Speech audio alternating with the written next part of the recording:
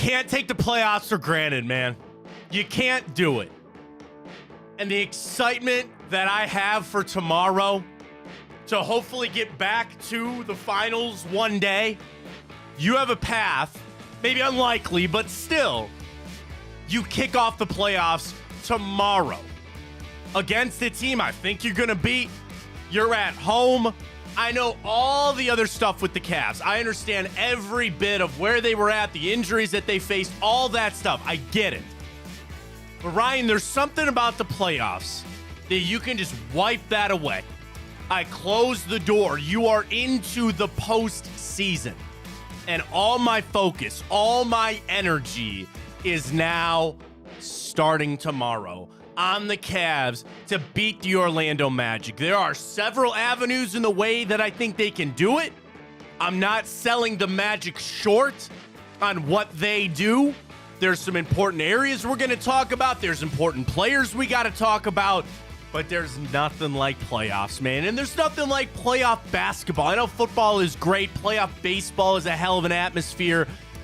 But playoff basketball is the one thing that we know in this town. This is the one thing that we know how to do here in the city of Cleveland. It's not with LeBron anymore, but it's still playoff basketball that starts tomorrow, baby. Man, am I ready to go. We got our boost on big play ready to go. All fired up. We'll get to those matchups. We'll talk about some key players. Spencer Davies going to join us later in the show to continue the breakdown for the Magic and the Cavs. Guards, yeah! Let's go! Wait a minute. Did we hit a boost yesterday? Yes! That is how you start off the weekend. We got it all for you. We'll get to timeout. We'll get to the grid. We got morning update. A lot of Browns, a lot of guards, but of course, we kick things off with the Cavs this morning on a beautiful Friday edition right here on Big Play. Welcome to the show, everybody. I am Matt Fontana. He is Ryan Tyler. Dude, not quite 24 hours. Was it 28 hours? 1 o'clock tomorrow. Cavs Magic, man. I just love it. I listen, I know it's been a long season for us. There's been a lot that's gone on. You got an opportunity tomorrow. And that's where I start this morning, Ryan. I'm kind of I'm setting all that aside. I'm setting that aside. Now, I'm going to run through the 4 games that we had against the Magic. You split them. Banchero had 42 in the one. We got trends for the betting side of things with Tipico. We'll get to that. But I start anew. I start refreshed with the Cleveland Cavaliers starting tomorrow when they take on the Magic. I think this week off has obviously been great for the players, for the team, to get Donovan Mitchell back to 100%, as he said this week. And I, as a fan, am going to do the same thing. It doesn't mean that we won't have tough conversations after all of it, whatever. But I am just going to be fully invested, and I'm starting tomorrow in this playoff run. I feel supremely confident that they're going to be able to beat the Magic. Now, you felt the same way against the Knicks, and I know there are people trying to hold on to that. I'm telling you, set it all aside. Set it all aside. Start right now with our show at 9 o'clock on Friday. Set it all aside. You want to instantly say set the injuries aside? I don't know if you just push it to the side, man. Just push it to the side. You got a really good look at this series. I know, the Celtics I don't care. I don't care. I'm just going to be fully invested in this series starting tomorrow, sitting down to watch this team, and the excitement that, yes, you should win this series. The excitement that outside of Dean Wade, who missed practice this week, you're back to health. You are back to a team that you believe should be able to win this series. Focus on that. Don't focus on anything else. Don't think about the 7-game series. Don't, playing it all the way up. Don't think about the regular season. Ryan, I'm in starting tomorrow. And that's a nice kind of area to begin, in my opinion. I don't feel drugged down by everything that has gone on with this team. I hope that it can help them kind of understand where their deficiencies were last year or where they need to clean some things up from the regular season. I get it all. But I start on just an excitement level, man. There's nothing like playoff basketball, especially you get to start at home. That's going to be a big factor for tomorrow.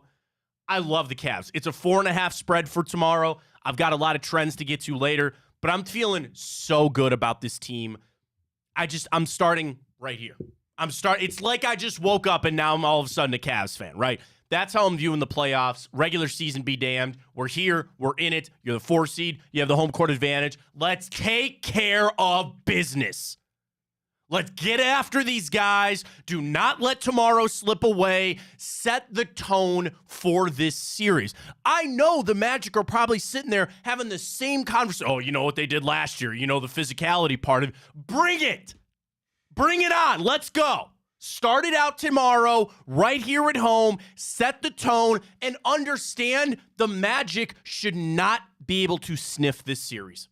They shouldn't be able to. I want the Cavs to sweep these 2 home games, come back from Orlando up 3-1. That's it. That's what I'm going to ask for, and it starts with tomorrow. I don't want to hear about anything else. I know the Cavs have gone through so many things. It starts tomorrow, and man, am I excited. Let's go. Yeah, Matt, that's the funny part about this whole Cavs season in a nutshell. If we flash back, let's say we go back to October, and I told you, fast forward all the way to April. Playoffs are about to start. Cavs are a 4 seed. They got home court advantage. They were game back from the 2 seed, and we're going into playoffs with a healthy team. Donovan Mitchell's 100%. Everybody is fine. You'd be pretty damn happy with that outcome. I would agree. And you'd be pretty optimistic. And here we are today with that exact layout. It is. And the thing is, again, about who you avoided or this or that, you're in this. You're in it, and you're facing a team that, again, I think you should be able to take care of it. So our question is already up at Matt Fontana Show. Follow us there. Call your shot for the Cavs Magic. Cavs in 4 or 5, 6, 7, or somehow the Orlando Magic win the series. I ain't voting the last one. I'll tell you that one. I'm taking the Cavs in 6. I think it's borderline a gentleman's sweep, but it's 6 at the max, I think. I kind of like the Cavs in 5. But I'm going to take the Cavs in 6. And there is that element of, again, like I mentioned, a little bit of what happened last year. There were so many people uber confident us playing the Knicks. I think that is something, I said, set everything aside. But the positive I'm taking out of that, Ryan, I think the Cavs learned a lot. I think the Cavs, JB, his squad, everybody that was a part of that, understands what screwed up last year and what they need to do to avoid it. And that's why I think tomorrow is so important. If there is that boogeyman, so to speak, hanging over the Cavs and that little worry, erase that tomorrow. Erase that with your first game at home, and you get that win tomorrow. I feel a collective sigh of relief. Maybe more from the fan base, but certainly from the players, to exercise that demon a little bit and to say, we're in this thing now. You can focus on this series, not what happened in the past. That's why I think tomorrow is a vitally important game to prove to maybe the fan base, but also the Cavs themselves, this is a different squad. This is a different team. You've brought in guys, most notably probably Max Strus, who have been in NBA Finals. You've brought in guys that have been to the playoffs before. The return of Tristan Thompson, right? You telling me that Thompson at one point this week didn't sit down with the team and maybe tell some stories of what it was like going to the playoffs with LeBron, going to the NBA Finals, and saying, guys, this is what it takes. This is what our mentality has to be to get through this. Every game matters. Every game is important, but this is how we need to approach things. And if we approach things the right way, we are going to take care of business here. It's not so simple as just saying we're going to sweep on out Orlando and they're hurt and they suck. Not at all. They're at full strength as well. They're ready to go. And there are some things I'm going to look at, and we'll talk about this morning as well, about what you got to watch with Orlando. But there's so much on the Cavs side of things. I do hope they learned a little bit from last year, but to have that confidence to start things out strong tomorrow, exercise some of those demons, and get after it in this series. That's really what I'm hoping for this Cavs team to do. And I sent the tweet out this morning. I don't take these things for granted. I don't take playoffs for granted. The magic of when the Browns make it, we know how special Progressive Field can be when the Guardians are in it. The Cavs, though, that is the one thing that we know. That is the one thing for a good chunk of Cleveland sports fans. You know what playoff basketball looks like. And it's different because when it was LeBron, bro, I went to games early in the series. Like, I'm talking about game 1, round 1. It wasn't even full. Because Cavs fans go, well, I'm going to wait for the Eastern Conference Finals because we have LeBron, because we have Kyrie, because we have Kevin Love. We're going to be there at the end of it. This one, it's still special. It's still special because it is the playoffs. And I think it's a little different, obviously, because you don't feel that, I want to say, arrogance that you're going to be walking your way to the finals.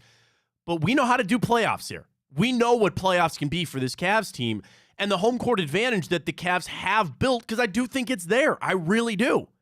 And it'll show up tomorrow. It'll show up. I know people that are going. I know people that are looking for tickets to be able to get in there tomorrow. The excitement is there. And, man, I welcome it back. I welcome it back. And I'll tell you this. For as long as I'm a fan, for maybe as long as I'm doing this, you'll never hear me throw away the playoffs. You will never hear me say, oh, well, it's just a formality here. It's something special. And it makes you appreciate it even more when you were at the top of the mountain, you were down in the valley, and now you're trying to get your way back up. And it's exciting, man. I love it. I'm so jacked for tomorrow. The only thing that's a little bit of a downer is the start time. We kick things off tomorrow at 1 o'clock. And you and I talked about this the other day, Ryan. You set the rest of your day up, right? Where you're going to sit down. You got 4 playoff games. You got the Guardians at night. I mean, the rest of your day is going to be told by about 3:30, 4 o'clock tomorrow. I'm feeling good. I think it's going to be a great day. And then you can be off and just sit back and enjoy the rest of the games. Betting with Typicos we're going to be doing. But the 1 o'clock start, I just wish it was like 3:30. There's something about it. I think they could have shifted everything back 2 hours, but they want that late game a little bit earlier. So 1 o'clock, really, that is my only downer for tomorrow, is that we're at 1 o'clock. See, I'm fine with 1 o'clock. Okay. I don't see the difference of it being 1 versus 3 o'clock. Like, if anything, you just get to start partying earlier. I guess. Hopefully. People will be tailgating. I know people will be up ready to go for it. That's how we go. So let's take a look at this matchup here for the Cavs and the Magic. So again, our Twitter question is up, at Matt Fontana Show. Call your shot for this series. I'm going Cavs in 6. Ryan, please cast your vote. What do you got? Yeah, yesterday I said Cavs in 5, but I kind of flipped. I'm going to go Cavs in 6. All right, join me over there. That way I can, if they do go in 5, I'll just be a little bit pleasantly surprised. So we go back to the regular season, which we bring this up, and I've got betting trends, and I've got some things with the Magic to keep our eye on. I say all this to say, how much can you really take away from the regular season? I don't know. You are missing some guys in some of these games, but let's take a look. 4 games over the regular season, Cavs and Magic. We go back to December 6th. We beat them 121-111. That game was marked by Paolo Banchero scoring 42. The other nice thing about that was you had 35 from Mitchell, 26 from Darius Garland, 16 from Evan Mobley, 17 from Max Strus, who was 4 out of 8 from behind the arc. So that was game 1, and that seems like ages ago, which I understand. You go to game 2, it was Orlando getting the win down in Orlando just 5 days later. That was 104-94. The thing about that game was you did not have Evan Mobley in that game. 36 from Darius Garland, 22 from Donovan Mitchell. You only had one of their players scoring double digits. That was Tristan Thompson. That game was more of spread out there for Orlando. 20 from Banchero. Wagner had 19, 15, and 12 from Jalen Suggs in that. Joe Ingles had is he still there? Mm-hmm. He had 12 off the bench. I feel like sneakily, because he used to play for the Pacers a lot, I feel like Joe Ingles always shows up against the Cavs for some reason. Yeah, Don't know why. He's a vet. Yeah. Game 3, we got the win 126-99. Smoked them in that game. For the Cavs, Mitchell 25, Allen 14, but that was your Sam Merrill 26 points off the bench game. That was really nice to get the win there. Held Banchero to 18, and you finish it out there. And then the final game, which was in February, late February, 116-109 for the Magic. That was here over at Rocket Mortgage Fieldhouse. That one was a freaky game because Mo Wagner had 22 off the bench. And then for the Cavs, good in that you had 18, 18, and 18 from Allen, Strus, and Garland. All 4 of your starters scored at least 14 points, but you didn't have Donovan Mitchell in that game. So really, if I wanted to take the true game of the regular season, so again, we split with them, and I would tell you on a 4.5 point spread, you had a 10-point game, a 10-point game, a 27-point game, and a 7-point game. These have not been close either way. And again, you split 2 and 2. The issue is the game that is probably the most relatable for the fact of the Cavs had everybody is the one that was all the way back on December 6th.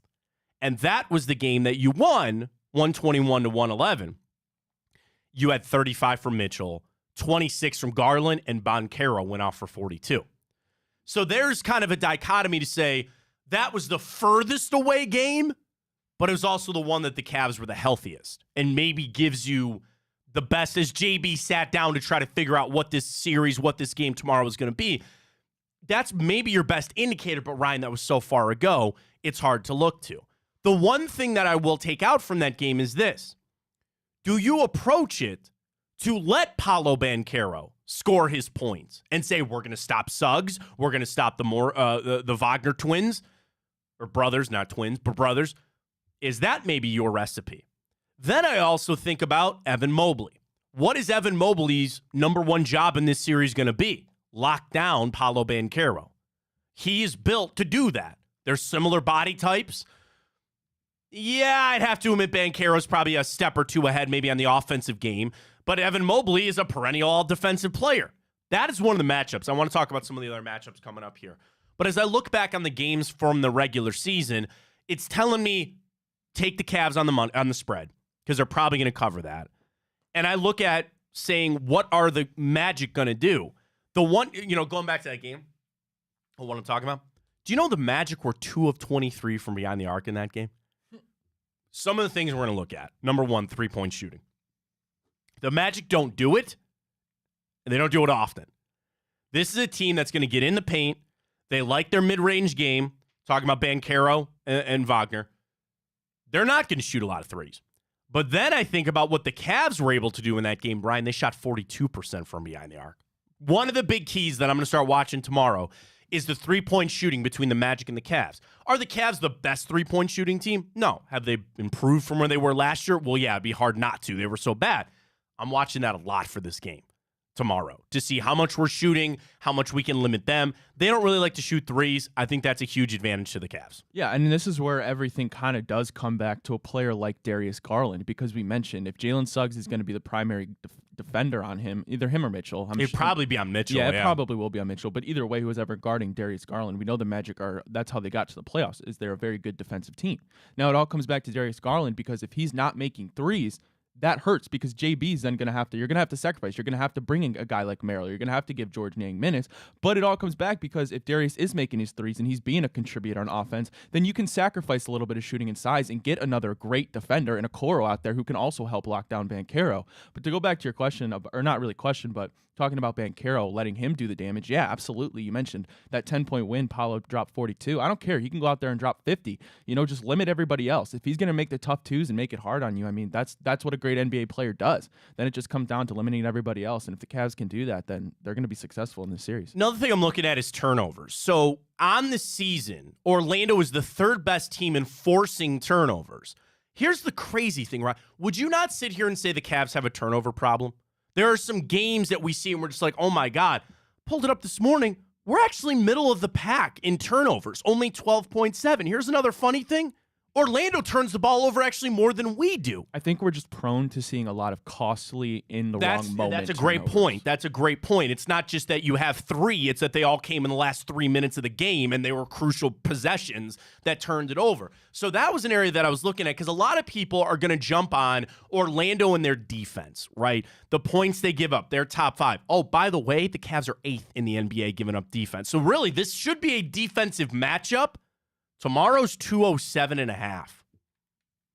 Take the over. You want a lock for tomorrow? You take the over. I'll tell you why in just a little bit. But again, they play good defense, so do the Cavs. And you would say, all right, they're going to really try to be stingy on forcing turnovers. Ryan, I had a little positivity to say I didn't think the Cavs' turnovers were all that bad. I thought it'd be a lot worse. But they're middle of the pack. You still got to hold on to the basketball, though. You still, that's something that can pop up at the wrong times. You're 100% correct. Let's talk matchups. Number one for me, without a doubt, is Banchero versus Mobley. And what Evan Mobley getting feisty. And I'm going to add Jared Allen to that, because we talk about the physicality. Paolo Banchero is a very physical player. Get after him. Get Tristan Thompson in there and get some hacks on him. I don't mind saying that. I don't care. Get him in there and be physical. My biggest matchup for this series, player-wise, is definitely going to be Paolo Banchero versus Evan Mobley. That's one that I think could turn things. Now, Mobley's got to be able to score a little bit, and I just don't have – I can't have Banchero going off for 40, but try to make things really hard on him. That's going to lean towards the Cavs. Number 2 for me is Jalen Suggs versus Donovan Mitchell. Jalen Suggs, a very good perimeter defender. If he's going to make things tough on Mitchell, who I assume is going to bring the ball up the court the vast majority of this series, that's it for me. You know, Wagner, we don't necessarily have that guy for him unless JB flips and he puts Evan Mobley on him and you put Jared Allen on Paolo Banchero. That is another thing that I'm going to kind of watch to see how JB's got his defense lined up and ready to go. But that's also what I'm saying in terms of if Darius Garland is able to hit his threes and give us that offensive production, if Donovan Mitchell is getting doubled, if he's getting harassed by Jalen Suggs, that comes back to if he's hitting him, then you can afford to put an Isaac Okoro there, who is shooting at a career-high three-point shooter. Yeah, I'm selling him a little bit. Yeah. His stats this year against Paolo, while there's not a great amount of a sample size there, I think he's holding him to like a 20% shooting clip, which we know Isaac Okoro, that's what he's there for. He is going to be somebody that, because you talk about this too, when I think about Orlando and we talk about the matchups, all right, the best player in this series is Donovan Mitchell. The next best player in this series is probably Paolo Banchero. Who is the third best player in this series? Is it Franz Wagner? He averages 20 points per game. Only 5 rebounds, which is a little crazy from him. But then you talk Garland versus Franz, maybe Allen. Like, who would you take, Franz Wagner or Jared Allen? Well, different games, yeah. Right? That's the biggest issue. You got 2 completely different games. All right, even wash it there. Then you're up to Jalen Suggs, Donovan or Darius Garland, Evan Mobley, kind of close there. But then after that, Cole Anthony, Carter, Mo Wagner. Then I'm starting to look more at Max Strus and George Niang and some of these other guys to be like, that is actually where I'm going to say the Cavs have the edge. So it's not this like runaway thing. It's not this, the Cavs have like 6 of the 7 best players in this series or anything like that. But I kind of look at it from overall, I think the Cavs have the better roster. Not by a long shot, but I think decently. Well, I would say, Donovan 1, hands down. Paolo 2, hands down. Those little locks, that's not even close. But then outside of that, you talk about Franz Wagner. Then I'm going to Evan Mobley, honestly. Especially if we're going to win this series. Yeah. Evan Mobley, I would say, has to be the third best player. Let's talk a little more about Paolo Banchero because I want to pull up what he did against the Cavs in their 4 games. So, again, this season, 23 points per game for Banchero. In his 4 games against the Cavs, even with that 42-point performance, he only averaged his season average, 23 points per game. He had 6 rebounds, which was less than his season average, less on his assists. Cavs are able to lock him down a little bit, relative, because, again, I say you scored 42, but only averaged the 23 against the Cavs in the 4 games.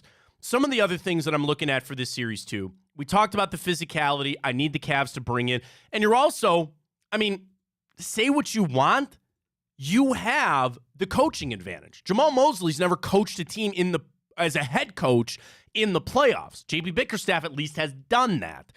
The thing is, Jamal Mosley's a defensive guy, and that has been the mark of the Magic. That's why the Magic have been so tough, is playing on that defense. Let me give you some trends for this game before we catch our break.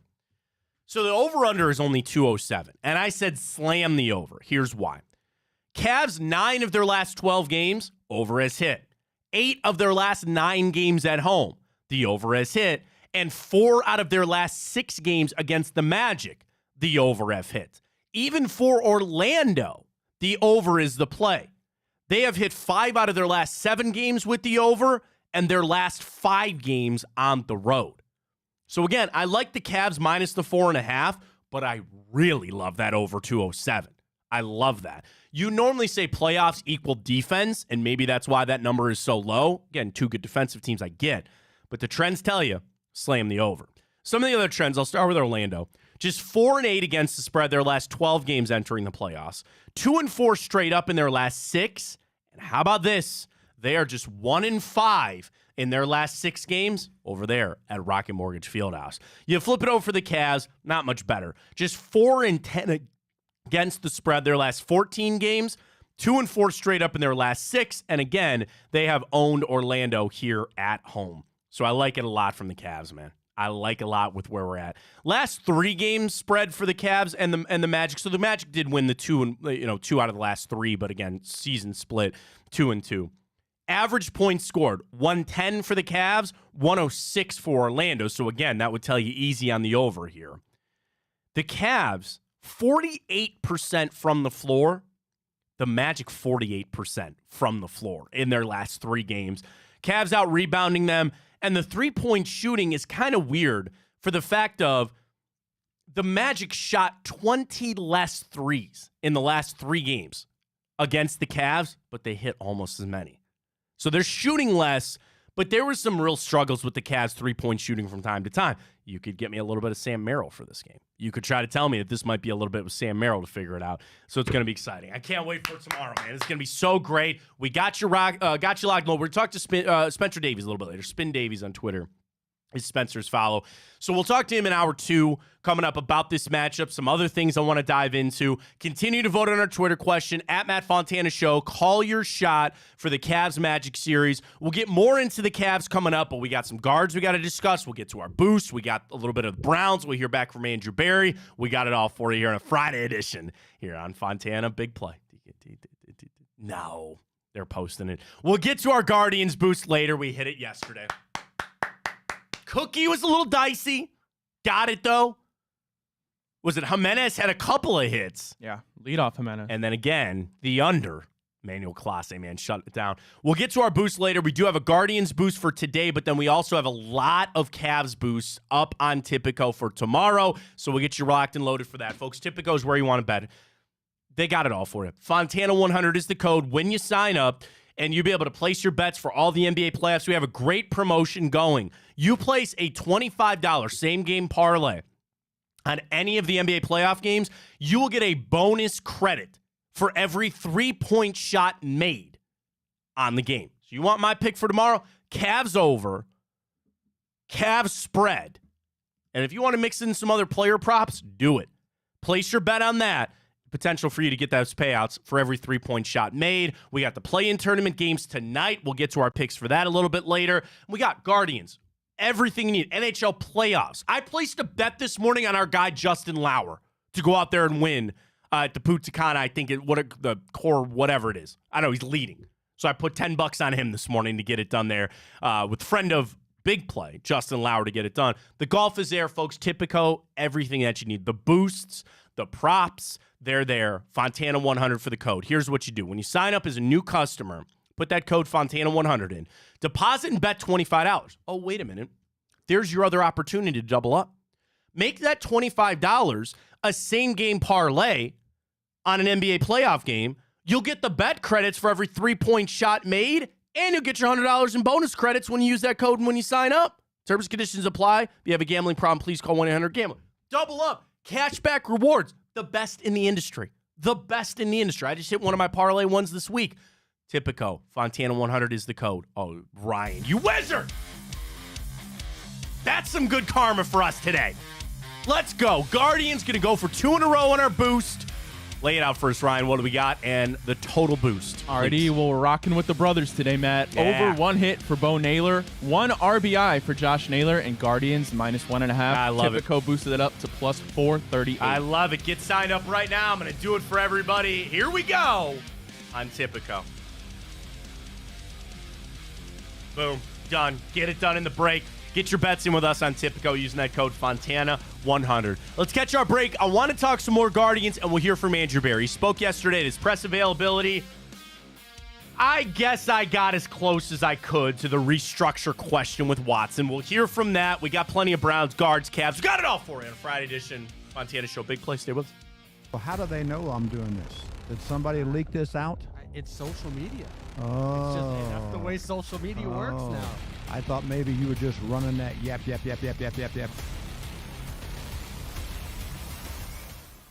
Welcome to Big Play, a sports media team that started back in 2014, and now we're not in a garage. Look at us, incorporating some of Cleveland's favorite sports personalities, bringing you fun and compelling content from downtown Cleveland. Coming to you live from the shores of Lake Erie and Burke Lakefront Airport, join Team Big Play for all the best sports talk in Ohio. Check us out on social media at Big Play, bringing you fun and compelling content from downtown Cleveland. Anthony Schlegel, just how physical he was. Saw the girth and the power and everything he was bringing to the table, especially when he was a nice beefy 255 playing middle linebacker. We were called soft last year. You don't want to be soft, especially when you come to the playoffs. So that's going to be a process throughout this season of establishing us as a harder team here in the How does an Ohioan build the perfect parlay? Who's got something? Big guys looking for long odds. The kids in Columbus are covering better than anyone, and at even odds. If it's even, I'm leaving. Listen, our championship DVD starts today, all right? Dude, I just got an invite to a Cincy playoff watch party. Shut up. Cincy, State, Cleveland, the perfect parlay. I'm a genius. For the best odds on Ohio sports, bet with your cojones. It is Spanish, dummy. Bet with Typical Sportsbook. I don't buy into this nonsense, this conspiracy nonsense that he's got his money and he's dogging it. That's ridiculous.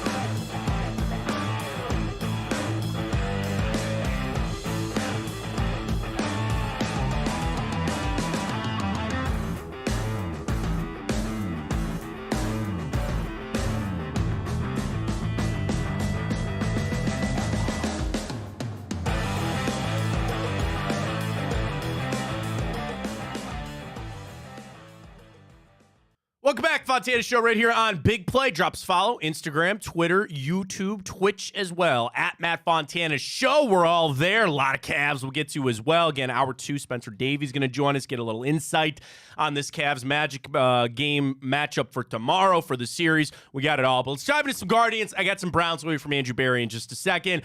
Guards, bats, man. Again, you get out to that lead yesterday. A couple of bad pitches here and there. Dude, Cade Smith falling off the mound. Another balk.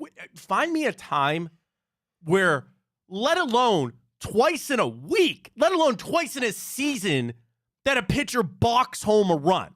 Now, the one on Lively was a bunch of bull crap. And I know everybody sent the video out of Nestor Cortez and like, how's that not a balk? But whatever. Cade Smith fell. It was raining. And I got to tell you, because we had the under, I was like, call the game. It's raining. Call the game. It's over. It's it. It's done. So a few mistakes by the Guardians yesterday, but we said the stats yesterday. We have one of the best bullpens in baseball right now. So a couple of mistakes here and there. You know my biggest takeaway from yesterday, Ron? Scrappy Carlos Carrasco. That's what I want to see from this team. We know that they have a couple of things, what they're going to do now, the stuff with Tristan McKenzie and a ligament in his elbow and all this other kind of stuff.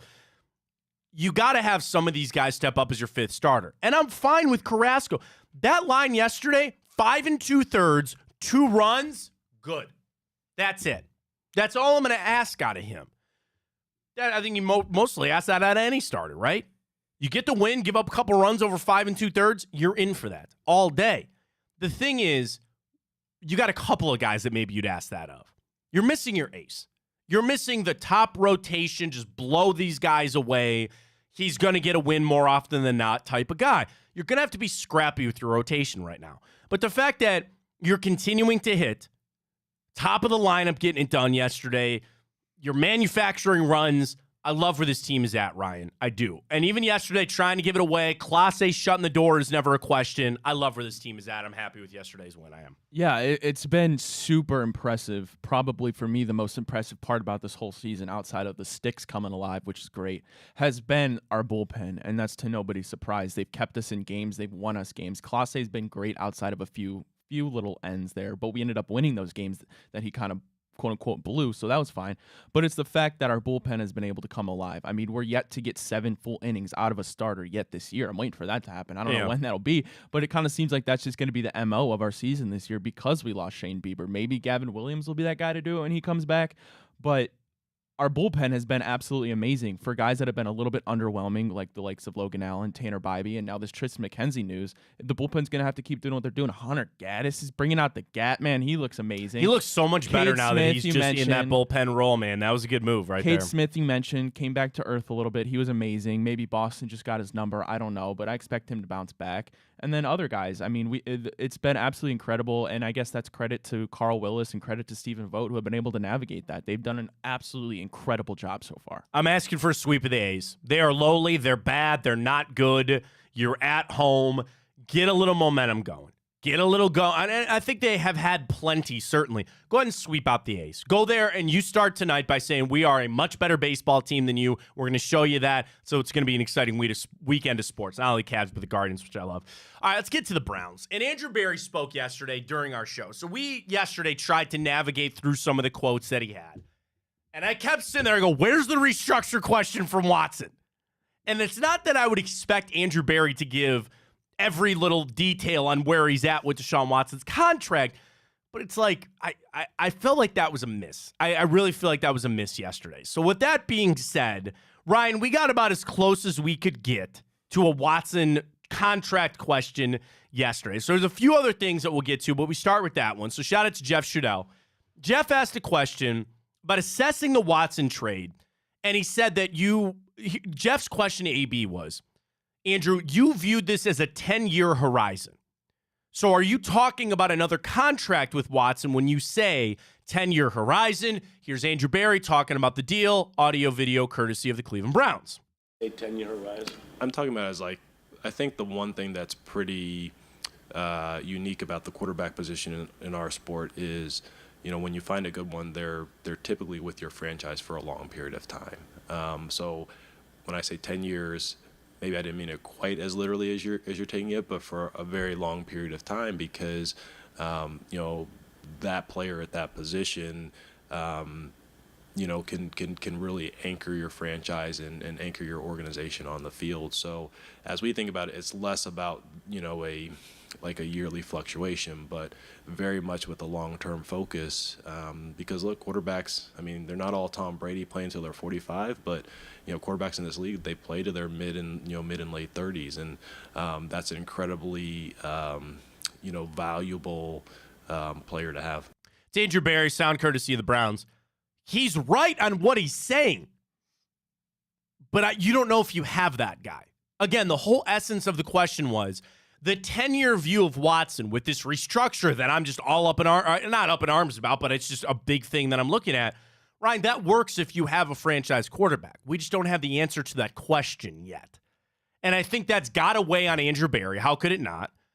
It's the one question we all need answered.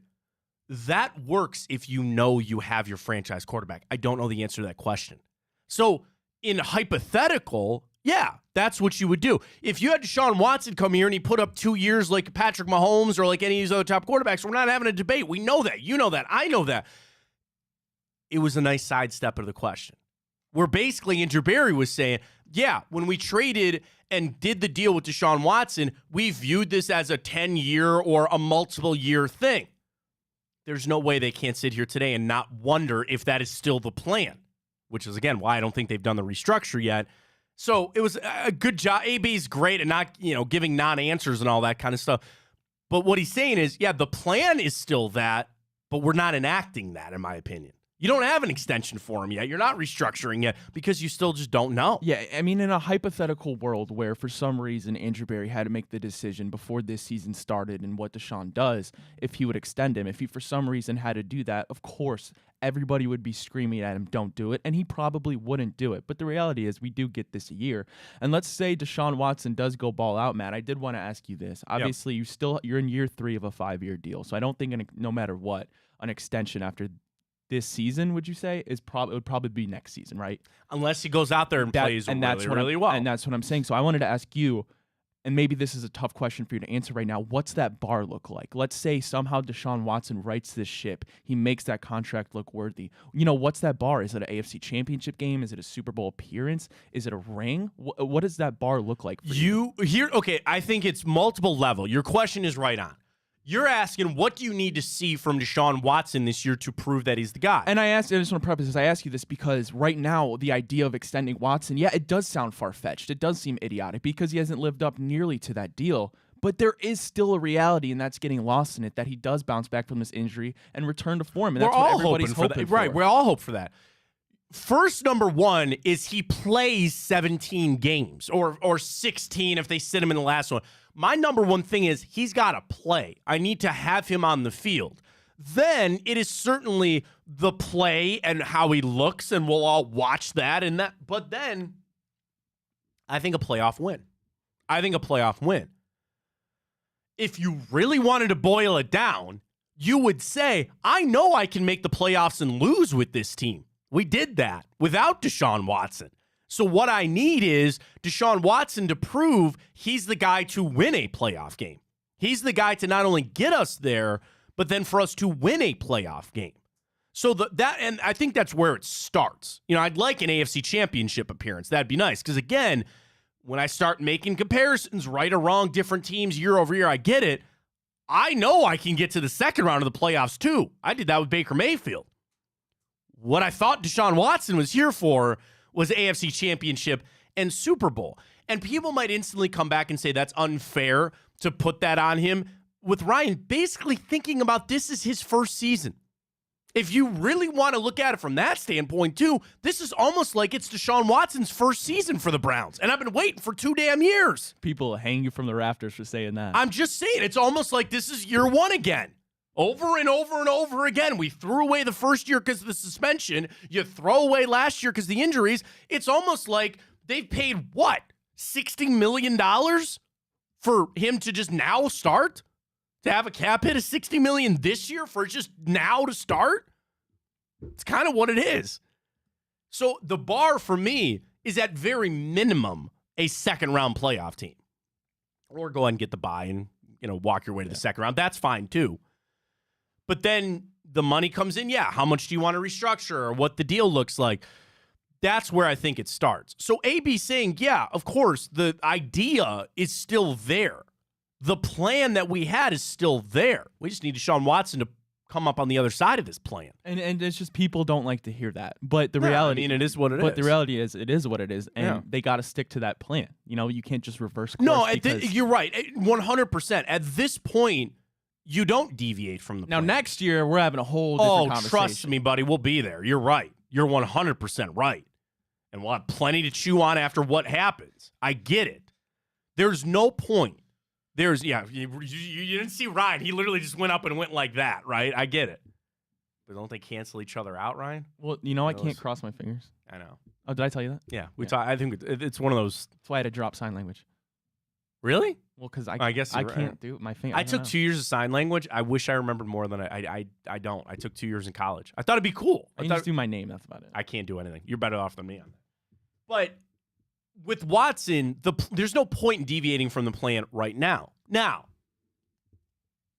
are they not deviating by not restructuring him at this point? A little bit. A little bit. Deviating, I'd say it's a change. Preparing for a potential emergency. But I'm just saying, if they thought when they first traded for him and what they all expected, you just thought that you were going to keep doing this and keep going and keep re-signing. There is a little plan deviation right now, which I like. I'm on board with it. Don't get me wrong. I'm all in on this. There's a little plan deviation at this point. Where you go from here, you're keeping your options open. And I am all for that. But for Barry, And again, I couldn't be there. Like, I get it. Those are really the only, like, roster type of questions. You know, they asked him about his shoulder. Barry mentioned about contracts that he won't discuss them in this setting. I'm just not. And that's the thing. I'd love to have AB here on the show. I'd love to give him a little truth serum, a.k.a. whiskey, and go, what would you do? What are you doing? And you want to know his honest answer, Ryan? We got to wait and see. We got to wait and see. Now, the restructure part of it, that is not a wait and see thing. That is not a wait and see thing. I'm reading it, if you were going to restructure Watson, you would have done it already. Now, you can restructure him in the fall, which is even what Jack is talking about, Jack Duffin from OBR, because then you get the cap space to roll over. But then you're rolling over just to eat up Watson again next year? I really think, I'll tell you what. Take out how Watson has played to this point. Take all of it out. You're actually in a really good spot to eat some of this money right now. Most everybody is paid up. There's not too many pressing contracts. You could look at it and say, Deshaun Watson won 2 straight Super Bowls. We're still going to eat a chunk of his contract this offseason because now's a good time to do it. Now's a brilliant time to do it. Good. Maybe that's it. Take the play out of it. It's just, hey, man, timing was perfect on this to take a little chunk out of this contract right now, to eat a little bit of this. So I'll approach it from that standpoint. Then you add in how he's played and how things have looked. It makes this even more sense. To the draft, this is Andrew Berry yesterday talking about not having those first-round picks for a couple of years and kind of, has this been tough? Has it been hard for you? The draft, the less excitement, all that. Here's Andrew Berry yesterday talking about not having first-round picks for a couple of years. Video, audio, courtesy of the Browns. It really hasn't been that different, Scott, in terms of how we prepare. Where it's probably been most different, it's just been a slower Thursday night. But in terms of how we think about building the board or how we think about evaluating prospects or, managing our picks, that really hasn't fundamentally changed. And that's how you got to approach it. We're going into, you still got to get every player ready to go and understand this. If anything, to try to pull a positive out of it, it's a little easier. You don't need to waste your time on Dallas Turner, right? You don't need to waste your time on guys that you know will be gone in that first round, let alone the top guys and the quarterbacks and all that kind of stuff. It kind of narrows your field of view on this. And the Browns, whether or not they trade that pick, the aggressiveness that we've seen from Andrew Berry, maybe the push to go up in the draft a little bit, I don't know. It kind of narrows your field of view, which is good. You can focus in on guys that you think are going to be there around 54, start maybe making some more moves there at 54. I just wonder the thirst of Andrew Berry to get more picks. Or do you say, you know what? This is the last year where we're deficient in picks. Let's just get through it. Your team's pretty built. And then next year we get after it. And next year you really start getting back into the draft. Your team is built. Your team is built for this season. Still want a receiver, which we'll hear from Andrew Berry on receivers in just a second. Still want a guy at 54 as a receiver, but I think it helps that the Browns can be aggressive. They have some more picks that they can make some moves. I still think they're just going to stay at 54. Potential trade up, but I think they're just going to stay there, and that's fine, Ryan. I'm all for it. So to Barry's point about not having the picks, it doesn't change too much. Yeah, if anything, it makes things a little easier, in my opinion. Yeah, I mean, like you said, you used the analogy yesterday. I think it was of climbing the mountain. The excitement level is never going to go away, whether your first pick is a third rounder, let alone a second rounder, right? There's always still guys that make an impact there. And you mentioned, our roster right now, the fact that it is built does give us an advantage. We aren't so thirsty for a first rounder where we need to draft a guy that's going to come out and play week 1 for us. No, we have that luxury of not needing that right now. And that's reflected in the fact that we were able to go to the playoffs without Deshaun Watson. That just showed the stability and credit to Andrew Berry, who went and got those veterans, even the backups that have been able to come in and play due to the massive amount of injuries. But and I mean, if the scenario we talked about where these mocks have 14, 15 receivers going before the Browns, I mean, you're not just going to sit there just to take a receiver. If there's nobody you like, use that ammunition, get a little more ammo there. So I think they're in a really good spot to do what they see fit best. Speaking of wide receivers, final thing from Andrew Berry yesterday, the question about these receivers in this draft class is supposed to be pretty stacked. There's going to be good guys that potentially fall down to you. Here's AB talking about the receivers and the depth that he's seeing at that position in this draft. Thank you to the Browns for the video and the audio. Yeah, I actually do think that, if you think about maybe the last decade versus 10 years into the future, I do think that you'll see more volume and quality, at that position. I think it has it's a direct effect of just really how the game is played, really at the lower levels, right? The proliferation of 7-on-7 football and youth football. Now in high school, kids are throwing the ball 30 times a game. You look at the advancement of spread football in college, and then even if you think in our game, I think call it anywhere upwards from 65 to 70% of the game is played in 11 personnel, 1 back, 1 tight end, 3 receivers, and so I think a lot of the top athletes at the lower levels are going to that position, and it makes sense because we're in a passing league and we're in a passing sport, and so I think that trend will probably hold. 2 things. If he thinks that trend is going to hold, there is no rush because there will be another guy next year and there'll be another guy a year after that. It is where everybody's going in football. Nobody want to play running back anymore. Everybody wants to be a wide receiver. The other issue is then how do you find your tackles and your defensive ends and your corners, right? With this draft, that is just going to see an obscene amount of receivers, an obscene amount of offensive players, right? Your first 7 picks are going to be all offensive players. Probably 4 quarterbacks, 2 receivers, and an offensive tackle. You're going that way. So I think there's a part to say you want to strike while the iron is hot. We're in this right now. Get after it. Get a guy. But you also say if it's going to go this way, well, we'll find somebody later. And then I come back to the real need of a receiver. Because I was talking to somebody a little while ago, Ryan, that was making the case that Jerry Jeudy sufficed your receiver need for this year.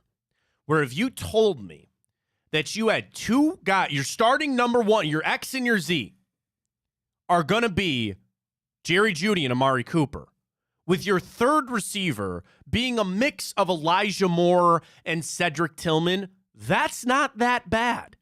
And you mix in David Bell, you still have David Njoku, that's pretty good. Now, what's your comeback going to be? Amari Cooper might not be here next year. And how you approach it. I had the same person tell me, watch to see if they do Amari's deal after the draft. If they don't get the receiver that they think they're at 54, maybe that puts a little more onus to get a deal done to keep Amari Cooper here. But just keep an eye out for that. So there is a little bit of back and forth where I'm all in on receiver. I want one at 54. You know me and Malachi Corley. I'll take Troy Franklin. There's a list of guys that I would take there at 54. But then maybe I'm discrediting the other positions that you can grab, knowing that there will be other receivers next year. And then, fact that, Ryan, your receiving core got a boost with Jerry Jeudy. There are people out there that are down on Jerry Jeudy. They don't believe in Jerry Jeudy. They think he was bad in Denver. I would say just go look at the quarterbacks that was thrown to him, whatever. The Browns obviously believe in him. They gave him a contract extension. He's going to be here. You could say for my thirst of a receiver, Jerry Jeudy should have sufficed that. Yeah, I mean, in a perfect world, Jerry Jeudy, a first-round talent who hasn't looked right in Denver. Yes, right now to this point in his career, he's a bust. But in a perfect world, him and Amari Cooper are a fantastic duo of receivers to have. Now, you go look at this year's draft. Yeah, if there's not a prospect that you're in love with at 54, because I mentioned how many receivers are going to go. I mean, 15 before 54 is absolutely nuts. But that's the reality we're looking at it. If there's not a prospect you're in love with, like Andrew Berry said, it's just getting deeper and deeper every year. If you need to next year do it, then do it. Like right now, you're looking at Amari Cooper. You don't know his future, but right now, he's still a wide receiver 1 in this league. No question about it. You get Jerry Jeudy, who you hope is at the least a wide receiver 2, and I have a lot of faith in. And then if you wait a year, you figure out an answer in a guy like Cedric Tillman. You see what Elijah Moore, because Elijah Moore, I believe, only has 1 year left on his deal. If he's not really working out, I mean, you're going to have to move on from that. But what if Cedric Tillman ascends? Then you got 3 right there. If Amari does leave, then yeah, you pick one up next year. But you have that. You have David Njoku as well. I mean, go look around the league. I'm not saying you don't need contributors. You don't need 3-4 solid receivers to contribute.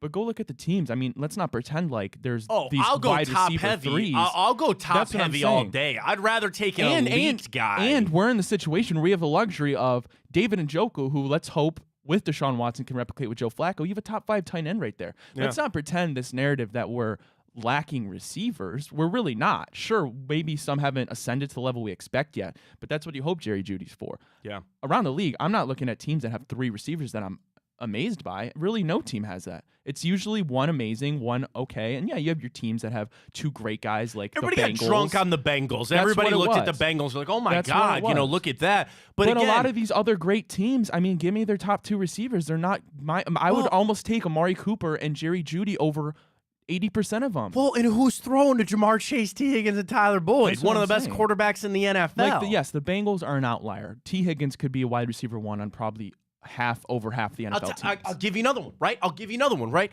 What did the Chargers just do? They broke what I'm that saying. up, and they go, we can't even. And again, I like Justin Herbert, but they couldn't do it with Keenan Allen and Mike Williams. That's what I'm saying. Like, chalk that on up.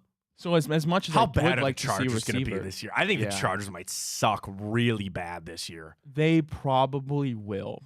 I mean, given that you're Oh, also but in the Harbaugh's AFC a West. wizard, though, man. He turns. I think the Chargers are going to be bad. But I think Jerry Jeudy did languish that thirst a lot for good. me, actually. All right, good. I like it. Dude. Justin Lauer, another one. He's 6 under through 8. Nice. Co-leader. I put $10 on him on Tipico. The guy's on fire. Canal Fulton, Ohio's own Justin Lauer. Let's go, buddy. Come on now. I have a PXG club. My hybrid's a PXG. He's sponsored by PXG. He chipped one in from the bunker. Let's go. Attaboy. There we go. All right, we got plenty more Cavs coming up. We're going to talk to Spencer Davies here in hour 2. A few more things with the Browns. We're going to kind of shift everything up. So we're going to come back. We'll do the morning update. We'll give the grin a try. You want to maybe do NBA? See what the NBA... Let me look at the NFL and the NBA one. I don't look at them before we do them. Maybe we'll pick one, a little NBA playoff version of that. So we'll get to the grid, but then we'll do time hop right away, and then we'll get to Spencer at 10:30. He's got a lot to talk about with the Cavs coming up against the Orlando Magic. I can't wait for that. Folks, big play. What a Friday we've got lined up. So obviously we're on big play, big bets a little bit later today. A fresh edition of Boobies World. Let's go. You want to get ready for the playoffs in Boobies World? That'll be later today. A big play, Easy's channel. So it's funny. I was on a call yesterday. And it was my financial guy, James, good dude. And we were talking, these big Guardians fans, we're talking a lot of baseball, and we're talking my job, like what happened, because, we're kind of wondering. I was like, oh, man, I'm over a big play. He goes, wait a minute, what? And I told him about it. And I was like, dude, we got all these shows, got all these different ones. Jensen Lewis every Monday. We got Dean Brugler coming on Monday, the Big Play Cleveland show. And he's like, I'll check that out. Please do. YouTube, Instagram, Twitter. Easiest thing to do is just search Big Play, and you'll see our website, but you'll see our social media handles, and you can see all the shows. Easiest thing to do is follow Big Play because we just retweet all the stuff from all the different shows. I was talking to my buddy Nick yesterday, too, about Bobby Carpenter. And he's like, wait a minute, Bobby? And I was like, yeah, Bobby's been on Big Play for a long time. He's one of our more popular shows. He goes, I didn't even know that. Down in Columbus. We're down in Cincinnati now.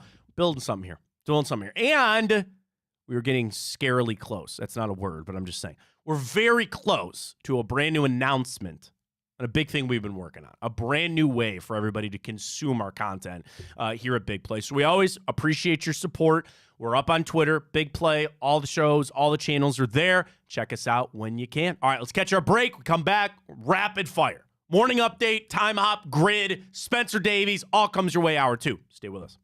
Well, how do they know I'm doing this? Did somebody leak this out? It's social media. Oh. It's just that's the way social media works now. I thought maybe you were just running that yap.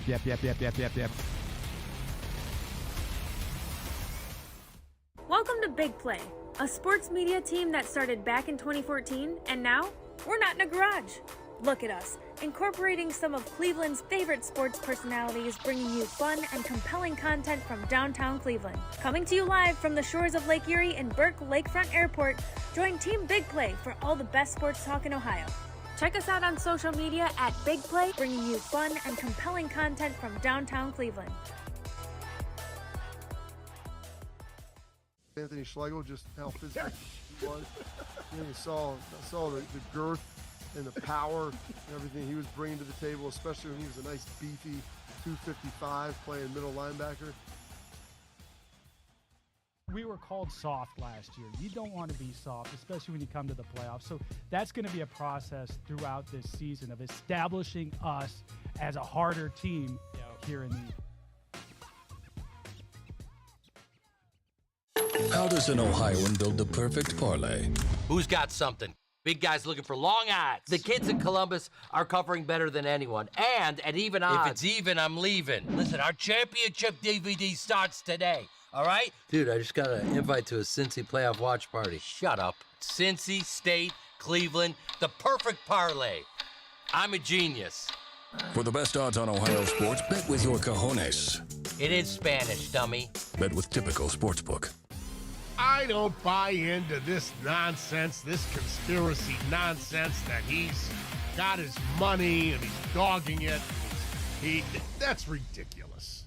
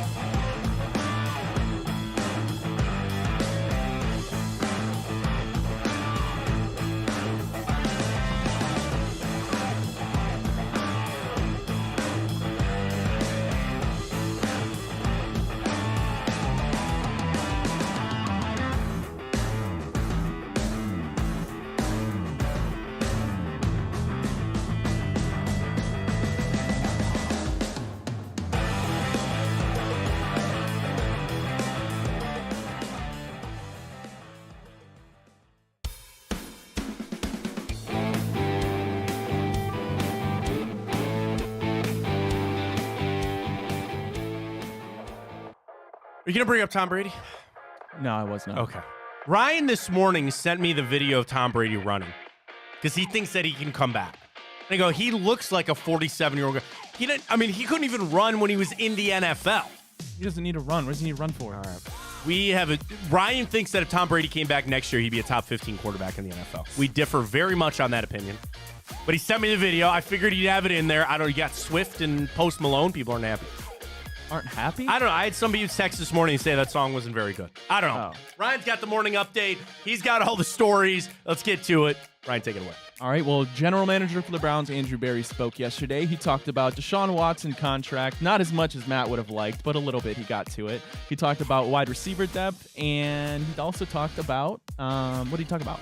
I feel like nothing else really. He talked a lot about the draft and.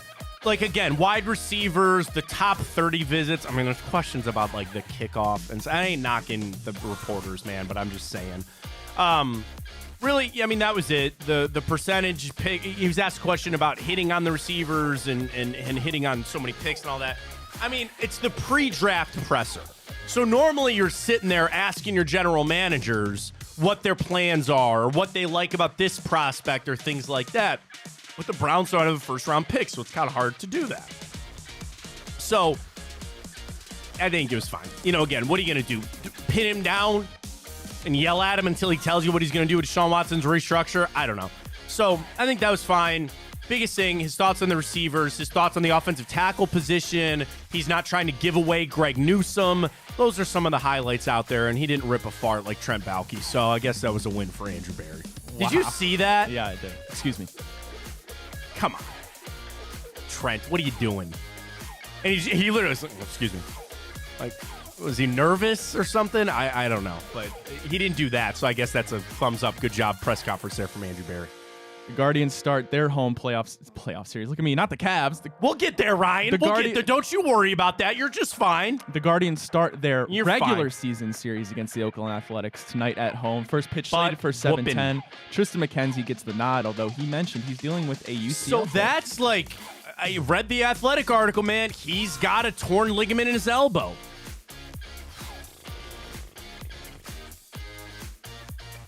Are we a week away from them going, yeah, he actually needs Tommy John surgery?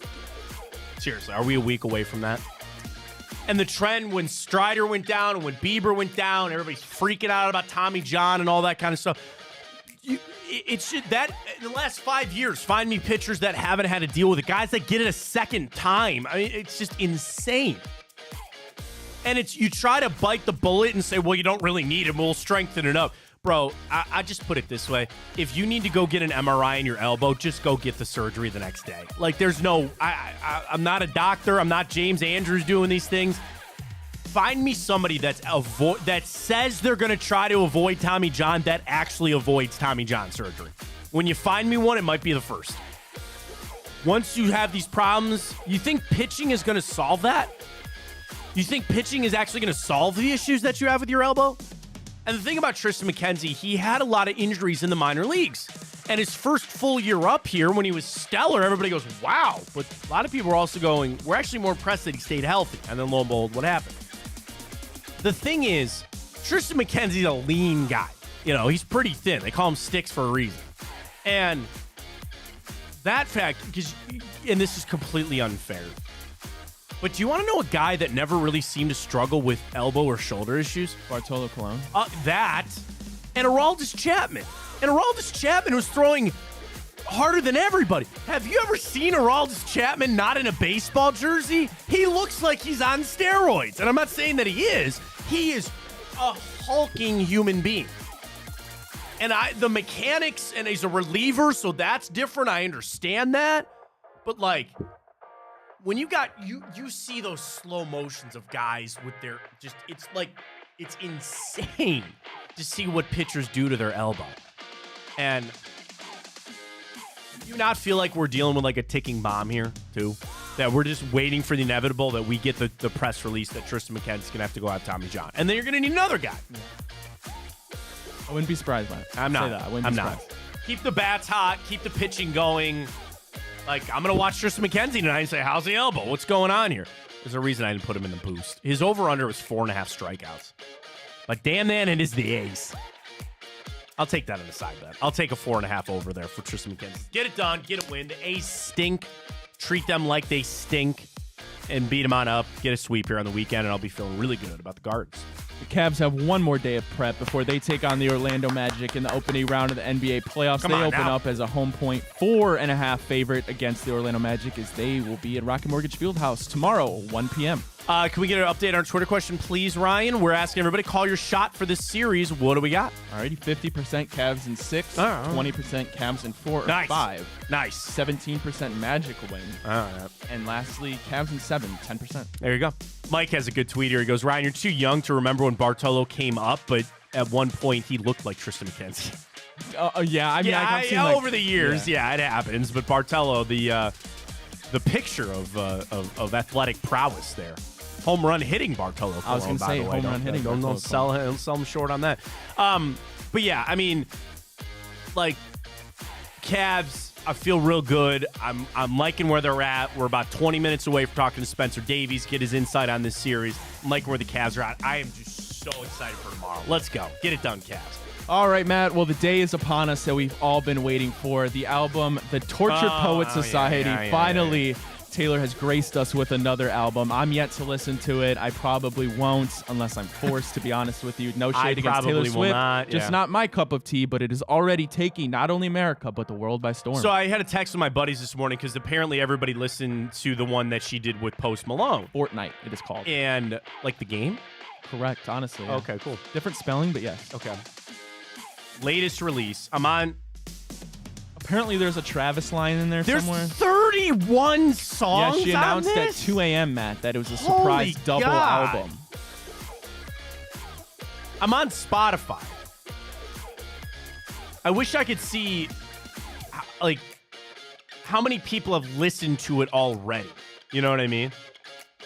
If you had to guess, Ryan, jeez, oh man. How many people have already listened to it? No, I just have. How many people do you think listen to Taylor Swift on average per month on Spotify? Per month? Per month. 90 million? 98 million people. Wow, I was close. Very close. 98 million people per month listen to Taylor Swift.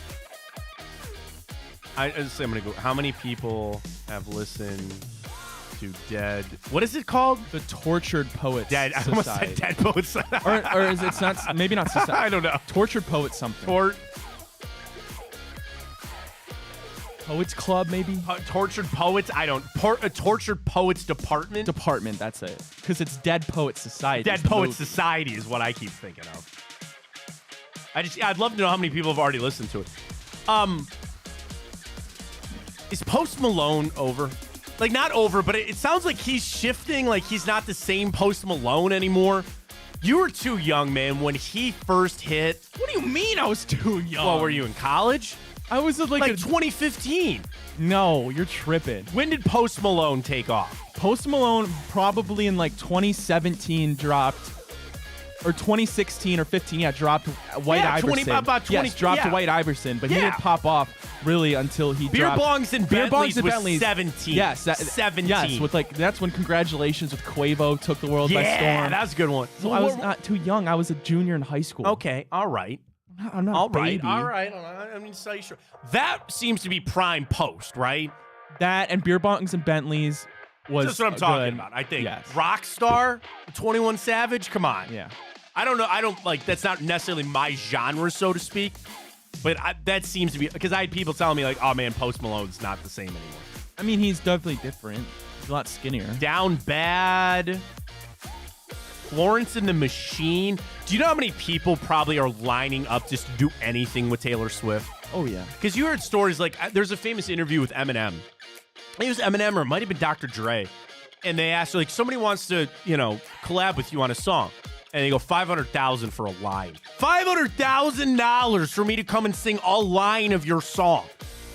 What do you think? Do you think Post paid her? This was just come in, we'll help each other on this? I don't know. I have no idea. Probably. I mean, Post is still huge. Oh, I'm not saying he's not. Did Taylor Swift I'm surprised he didn't get a Super Bowl yet. I think he will. That would be awesome. I think he will. That would be awesome.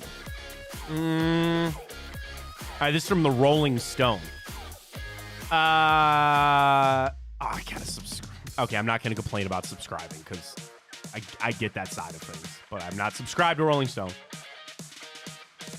I'm just wondering if Post Malone had to pay. By the way, Charles is spitting. He said if Tom Brady went to the Vikings, him, Jay Jettas, Hawk, and Addison. You watch that video? He'd throw 5,000 yards, I don't know 40 about touchdowns. Yeah, I don't know about that. They said Fortnite is track number 1.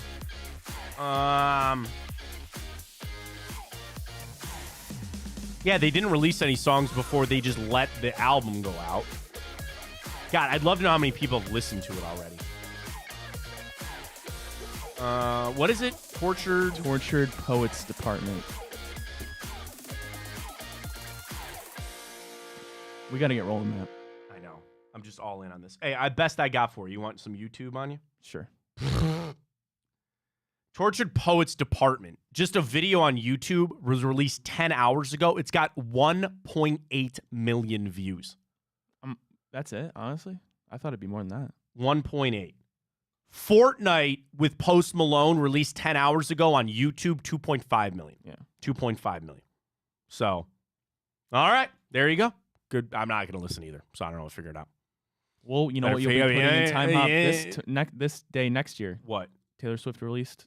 Should I put that in right now? Yeah. All right, I'm putting it in right now. Want to get to Time Hop? Yeah, let's do it.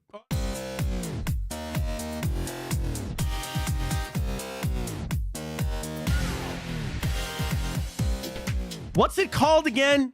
Dude, the Tortured Poets Department. I'm going to write it on your forehead. Well, I couldn't see it then. Well, how would that help me? All right, I put it in. Time Hop 1 year or today. That's good. All right, we're going to sprint through this, so then we can get to the grid coming up. Time Hop will tell you what happened this day, the 19th of April. 1 year ago today, reports that San Francisco would be fielding trade calls for Trey Lance. Imagine that. You draft a guy 3rd overall, you get rid of him for nothing. John Lynch got a contract extension. Why? Because he found Brock Purdy and Kyle Shanahan's a wizard. Ain't that something? Isn't that how that plays out? So there what it is. This day, 2021, official confirmation that Michael Keaton would be returning as Batman in The Flash. Missed the mark. I know what they were trying to do. I would still watch The Flash. Not a great movie. I don't know what else to tell you. Yeah, man. Didn't need to see Keaton. Didn't need it.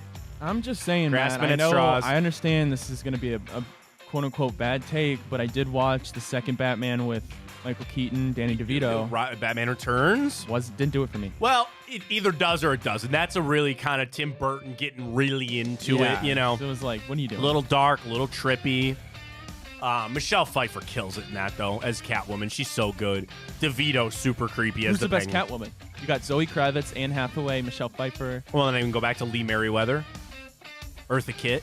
I mean, I like Zoe Kravitz a lot. I thought she was really good. I liked her because it's always a take on it.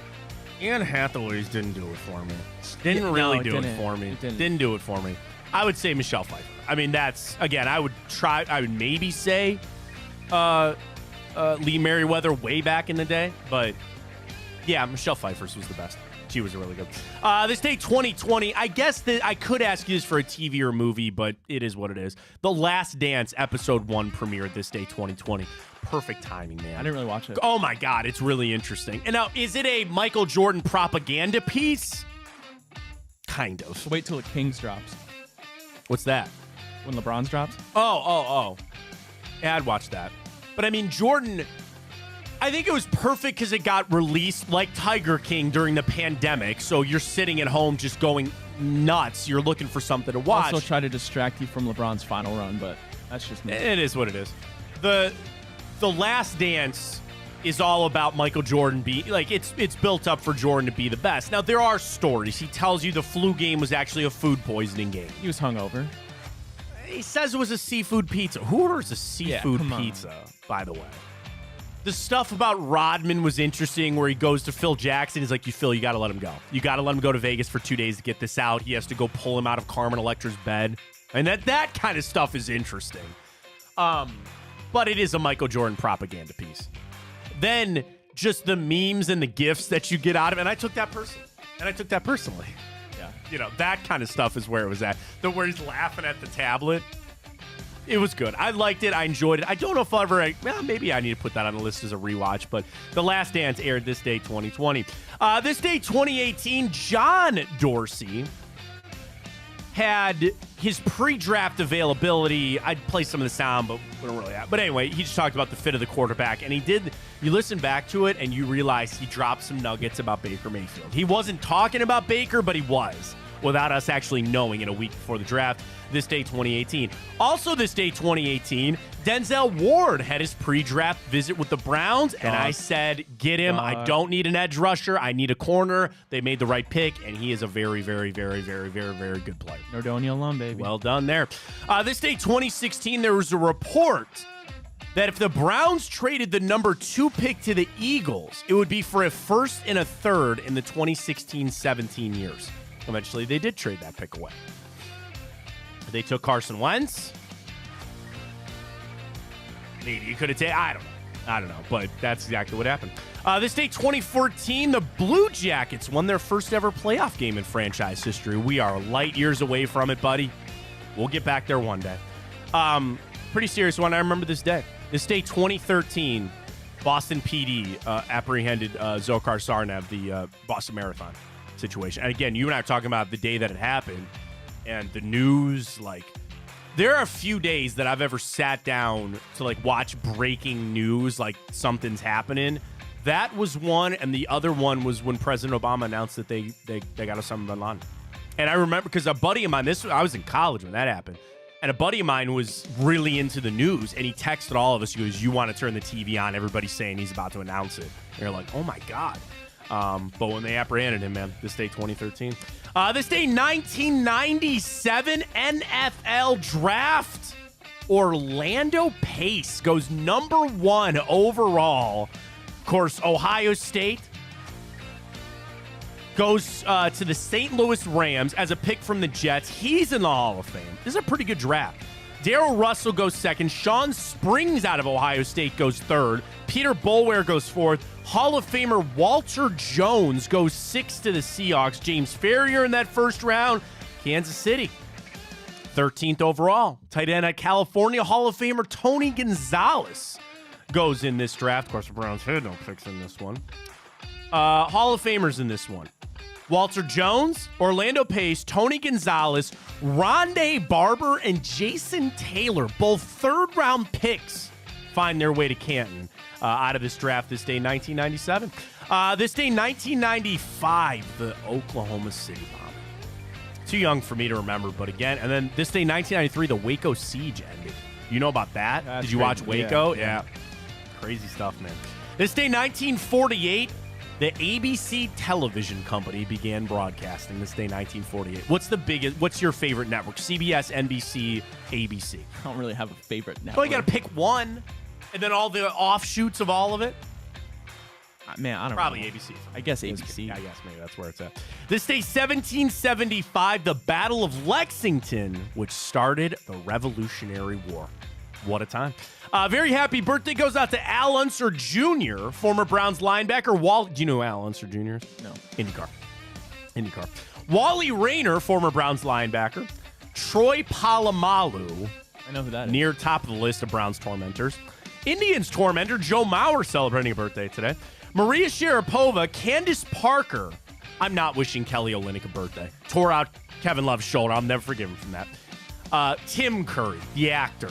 It. Have you ever seen the miniseries It? No. He plays Pennywise. So good. I know he's had some health problems over the last couple of years, but shout out to Tim Curry. Elliot Ness, not just a good beer from Great Lakes Brewing Company, but a very famous lawman here in Cleveland. Hayden Christensen, Nice. Suge Knight, Joanna Gaines, and Jesse James of Monster Garage fame. I used to love that show. Did you ever watch Monster Garage growing up? No. Way before your time. Way before your time. Jesse James went from a motorcycle like whatchamacallit? Like customizer. He had a little documentary with ESPN and it launched like a whole TV show. He somehow got that to marrying Sandra Bullock and then he cheated on her like a jackass. You get to marry Sandra Bullock and you screw that up? Whatever, it's just, but I guess happy birthday to him on this day. All right, Ryan. The grid time? You want to do grid? Well, what would Do you you want have to do? any TVs and movies or no? No, it was just the last Aw, dance you was pretty close. sold. I'm sorry. I'm sorry. Do you want to do the grid or do you want to wait? No, let's do the grid. Let's do the grid because we'll Let's get try to get through Spencer. it Yeah, fast. let's go fast. You know how we go with that. Yeah. All right, let's see. You got it up? All right, so here's the NFL. Do you want to peek at the NBA? Want to? Yeah, take a peek. Nah? NFL? All right, NFL. Here we go. Oh, crap. Did you not email? I him the didn't link, email Matt? Spencer the link. Oh, good. Stand by. Ah! Don't worry, I'll carry us. All right, only one team, Bears. So could we technically do Justin Fields? Yes, because he's not played yet. Right? Yeah. Rams, we could do Aaron Donald. Right? Sure. I just said it. I suck. I suck. Buccaneers, Mike Evans. Yeah. All right.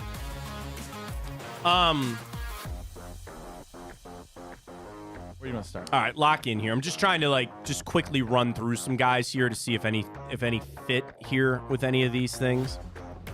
Nothing's jumping off the table, which tells me it's probably going to be a little bit strong. Nick Foles, Jaguars, Bears. Did Nick Foles play Jaguars? Yes, I don't know if he played for the Bears. I think he played for the he Bears. did. All right, rip Nick Foles there. Jalen Ramsey, Jaguars, Rams. Yes. And then I feel like Buccaneers. Leonard Fournette. Jags, Oh my Leonard God, I'm going Fournette. off. Yeah. I'm going off. Here, go, Ryan, go. Rams, Bengals. I feel like I don't know why DB is speaking to me on this. A defensive back is speaking to me on the Rams. Von That's Bell? something like that, like Eli Apple, Von Bell. They ran through so many of those guys, but I don't think so.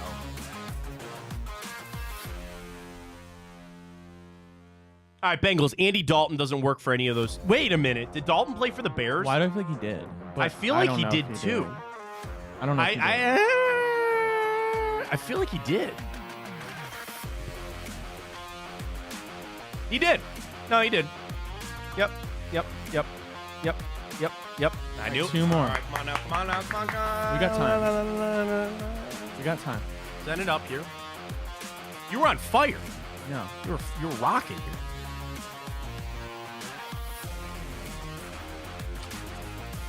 Oh. Bengals, Tampa Bay, Giovanni Bernard. Okay. Didn't know he played there. All right, Ryan. Look at me, man. Look at you go. All right, Rams Bengals to close this out on a Friday and give us some good juju head into the weekend here. All right, I'm moving through quarterbacks. Nothing on A.J. McCarron. Carson Palmer never played for the Rams. I'm trying to go back to St. Louis times, too. Kurt Warner, Marshall Faulk, none of those guys. Did Ocho ever play for the Rams? No. I don't think T.J. Hushmanzada did. Eifert went down to Jacksonville, but I don't think that was it. And then he kind of, his career kind of ended after that. Kickers. Bullock? Randy Bullock ever played for the Rams? I don't think he did. I don't think he did.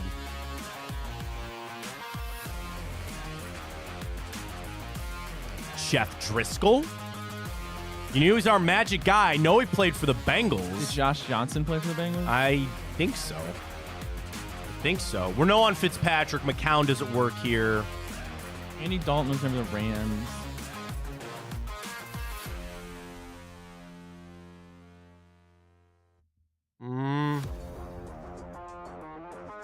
So Josh Johnson did play for the Bengals. He never played for the Rams, which is a little bit of a shocker of all the teams that he played. Oh, man.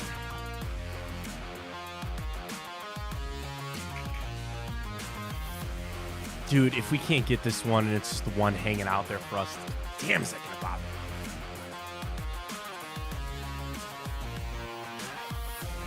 me? Corey Dillon? No, I don't think so.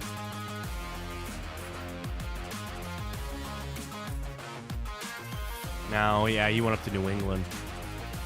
Perfect ever played for the Rams? No, I don't think so.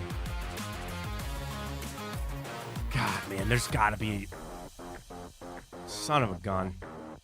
All right, from the Rams standpoint, any receivers that made their way over there? Not that I can recall. Not that I can think of, man. Damn it.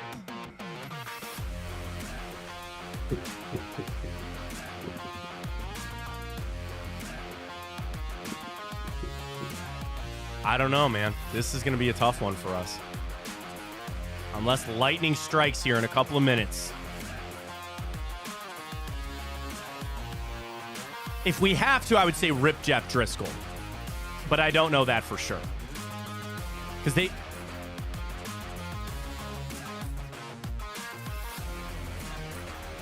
Like Tutu Atwell? Wait. No, there's no way he works, right? He's drafted by the Rams. He's young. Yeah, it's not Tutu. There's a receiver. I know that there's a receiver that we're missing in this.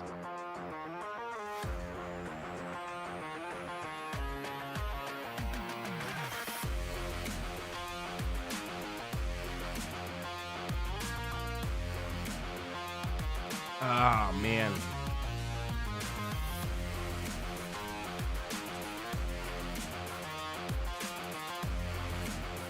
This is tough. Yeah, I hate to tell you, man. We might have to call it here.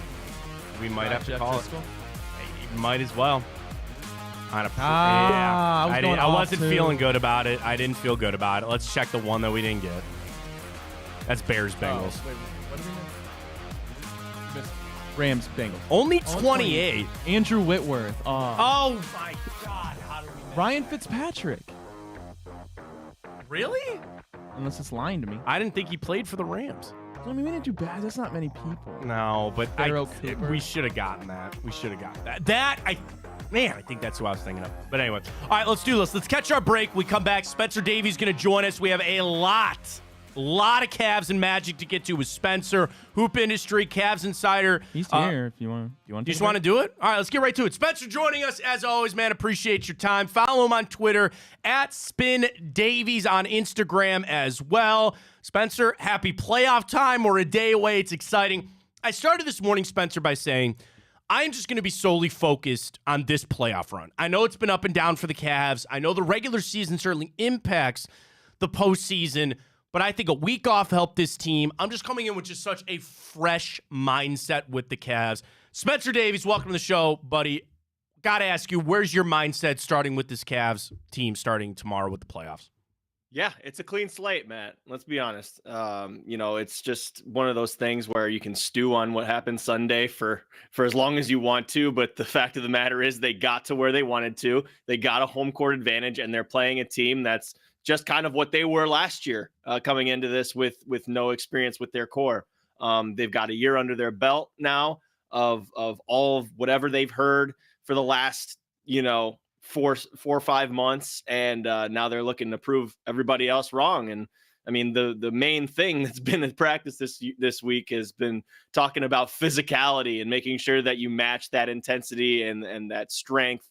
And I think they're about sick of hearing about it. Well, speaking of that, Spencer, out of practice this week, Dean Wade, we know not probably going to play. We saw Sam Merrill out there, but Donovan said he's 100%. What were some of your biggest takeaways, maybe even just specifically on Mitchell, what he had to say this week at practice? He just seems focused. I think even though he's saying he's 100%, there's no chance that he's 100%. Right, but yeah. I will say this. He is definitely as closest to 100% than he's been since the All-Star break. And that's a good sign for the Cavs because that's their main guy. That's the guy who they revolve around. He's the man that makes the plays. He's the man that can create his own shot, create shots for others. And frankly, he was being very, solid on the defensive end this season, and getting steals, getting into passing lanes, and also just on ball pressure.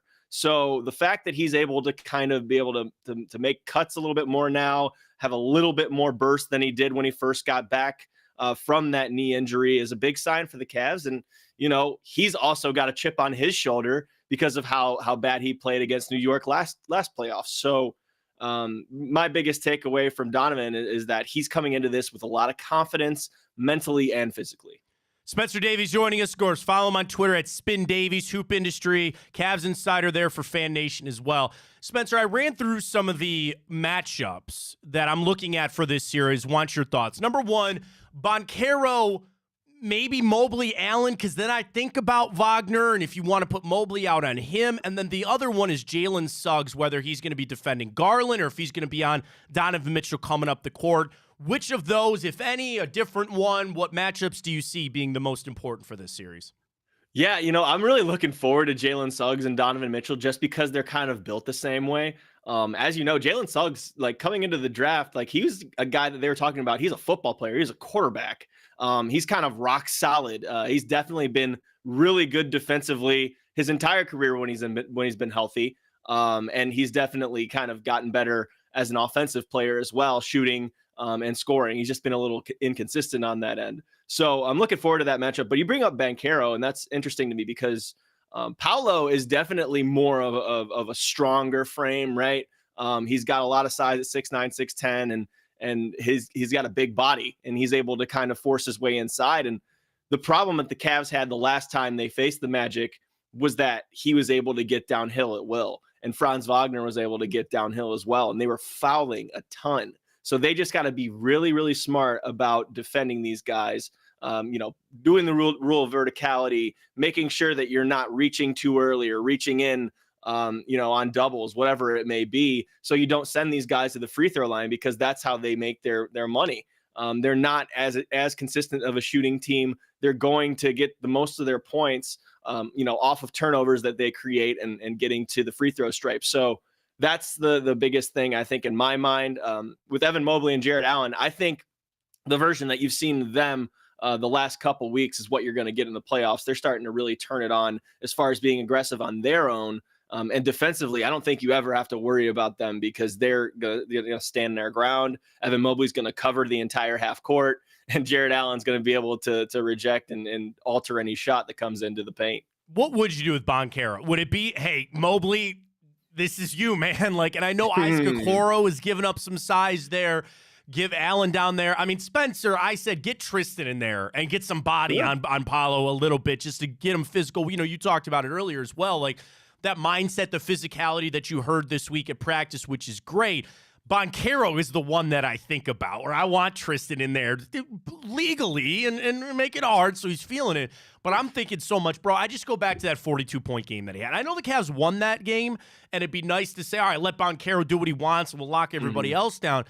I'm all in on. I'm just intrigued. I feel good about the Cavs in this series and what they're going to do, but I'm really intrigued what they're going to do with Paolo Banchero. Don't let him get to his spot. Don't let him get to that nail area, that 12 to 16 footer that he loves. I think that if they can just at least keep him out on the perimeter as much as possible, they'll be in okay shape. You bring up Tristan Thompson. Marcus Morris comes to mind for me because Dean Wade's not going to be around. Yeah. Just spot minutes, whatever they need to make sure that and send a message that he's not going to be able to get whatever he wants and go to wherever he likes. Paolo is an incredible talent, though. I think he plays extremely poised. They spoke very highly of him this week at practice, so it won't be easy. But you mentioned Isaac Okoro. I think Isaac Okoro's got the muscle and the strength to keep in front. I just think Paolo could shoot over top of him if need be. But I believe that Isaac Okoro will be on him quite a bit.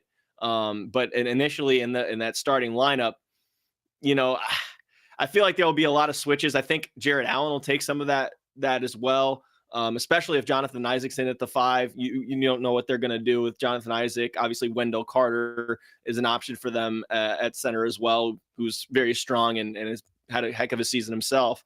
But it's not going to be just one guy. It's going to be different looks, and I suspect that the Magic will throw the same at the Cavs. Spencer Davies talking some Cavs Magic. Spin Davies on Twitter and Instagram. Drop a follow there for Spencer. Dude, we're 10 minutes in. I haven't even mentioned Darius Garland. And I know it's so hard about this season, what the offseason is going to be with Mitchell's contract, Garland on the way out, JB, all that kind of stuff. I need him to shoot. Spencer. What are you seeing out of Darius Garland? Is that as simple to say that Donovan is now going to be your primary ball handler?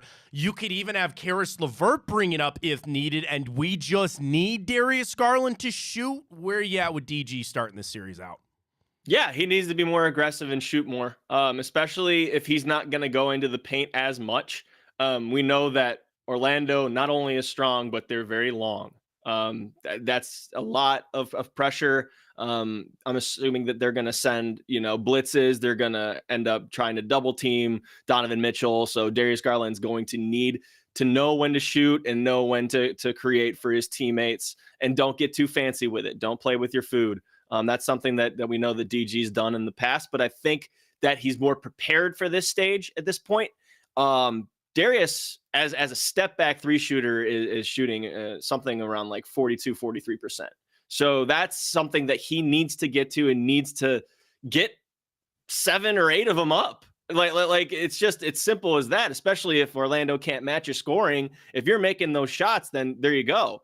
But DG just kind of needs to make sure that he's not dribbling himself into trouble, because there's a lot of arms and a lot of length waiting for him there in the middle of that floor. So just find your spots. I think getting him off ball too would be really good for the Cavs as a catch shooter, even if it's not the step backs that I just mentioned, because as a catch shooter, he's historically been really good.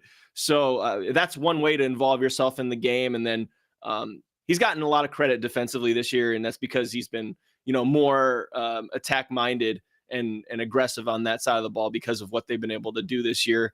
Adding Max Strus on the perimeter as well, with Evan Mobley and Jared Allen waiting behind you. So Darius, for me, I think he's coming into this a lot more clear-minded. I know the regular season wasn't the greatest for him, but who would have been good for, because he got his face broken. He had his jaw, he couldn't drink or eat out of his, at all after that happened with Kristaps Porzingis in the middle of the season. And then he had to come back for it, lost 12 pounds. Can I ask you, Spencer, because we haven't had you on, looking back on it now, are we maybe downplaying how bad? Because it just seemed like now we realize that was it. And I'm not saying that he's not skittish. I would be too if I had my face broken, my jaw broken.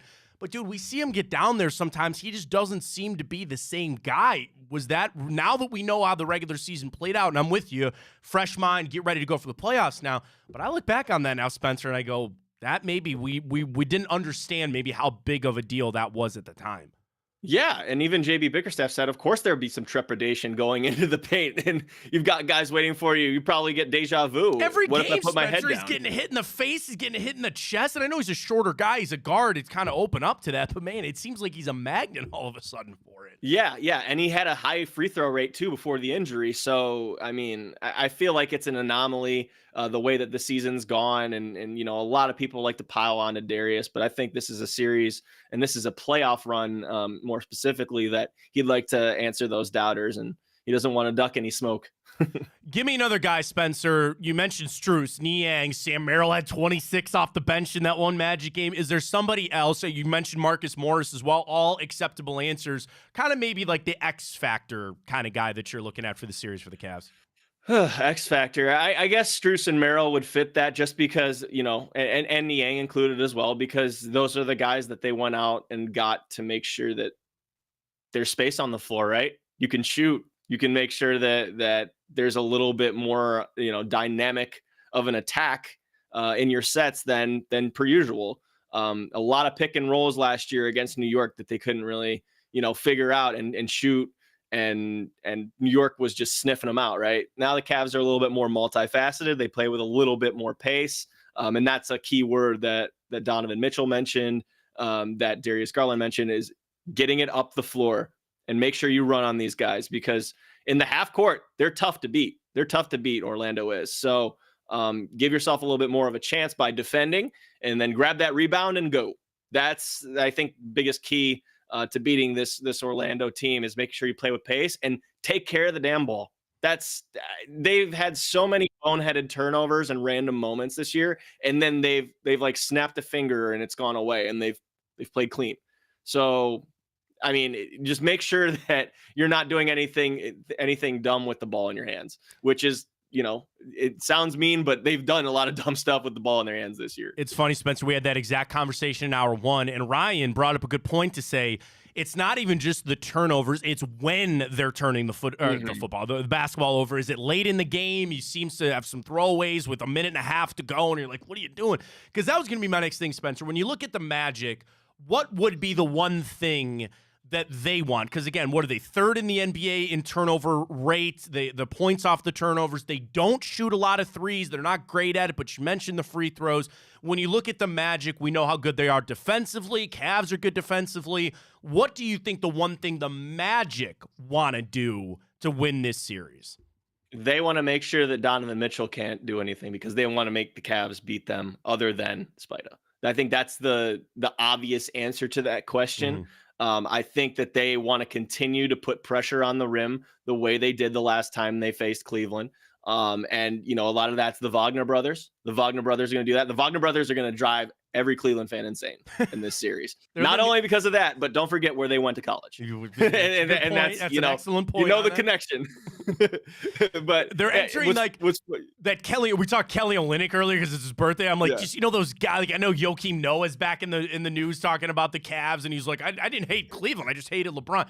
I feel like those guys are on the precipice of starting to enter that for Cavs fans. Be like, you know, they're just really annoying. So as long as they don't dislocate anybody's shoulder tomorrow, they won't quite get to that level, but we'll hold out and see how that goes. They wear the maize and blue, but to be fair, Karis LeVert did too. But I would say that those guys probably are going to get downhill. You know who can be a really X factor for Orlando, in my opinion? I think two guys, Cole Anthony. I was going to say Cole Anthony. He can light that. I like Cole Anthony, man. I like his game. I do, yeah. He can change it in a heartbeat, you know. And then you still have Markelle Fultz. They have so many guards that can do different things. And then Joe Ingles. Joe Ingles is like the adult in the room on that team. And you saw what happened the last time they played in Cleveland. Does he not stick it to us? Even when he's with the Pacers, I always feel like it's Joe. I'm like, where did this guy come? He just seems like he always sticks it to the Cavs. He does. And you know he's going to want to one-up Donovan, his old teammate from Utah. So, you know, just be prepared. Be prepared for everything. Make sure that you're, you know, on your P's and Q's. And, you know, it's interesting. You know, a lot of people were asking about the rotation and how deep it's going to go. I think the Cavs are probably going to go 8 deep and maybe 9 with Sam Merrill. And then you're going to have kind of those shifts, so to speak. Like we mentioned earlier, maybe Tristan Thompson gets put on Paolo Banchero or Marcus Morris, something like that. I mentioned this earlier. Dean Wade's not going to be around. He's dealing with an injury that a knee injury that's, really been keeping him out. And they've been very vague as to what his availability is going to be for the postseason period. So we'll see what happens on that front. But yeah, I'd probably expect 8, 9 guys probably to go. And we'll see how deep that Orlando goes too. All right, Spencer, wanted to wrap up with you. Spencer Davies, always great to have you on. Appreciate your time, man. We're going to run through the playoff series starting tonight, play, and just give me your quick winner, maybe a quick thought on each one. Do you like Chicago or Miami tonight? I'm one of those people that goes never doubt Miami, but Jimmy Butler's dealing with that MCL injury, and what a terrible blow, by the way. They went from being a 7 seed from possibly being eliminated. The Bulls have the 10 seed. The 10 seeds never won and gotten into the thing. So,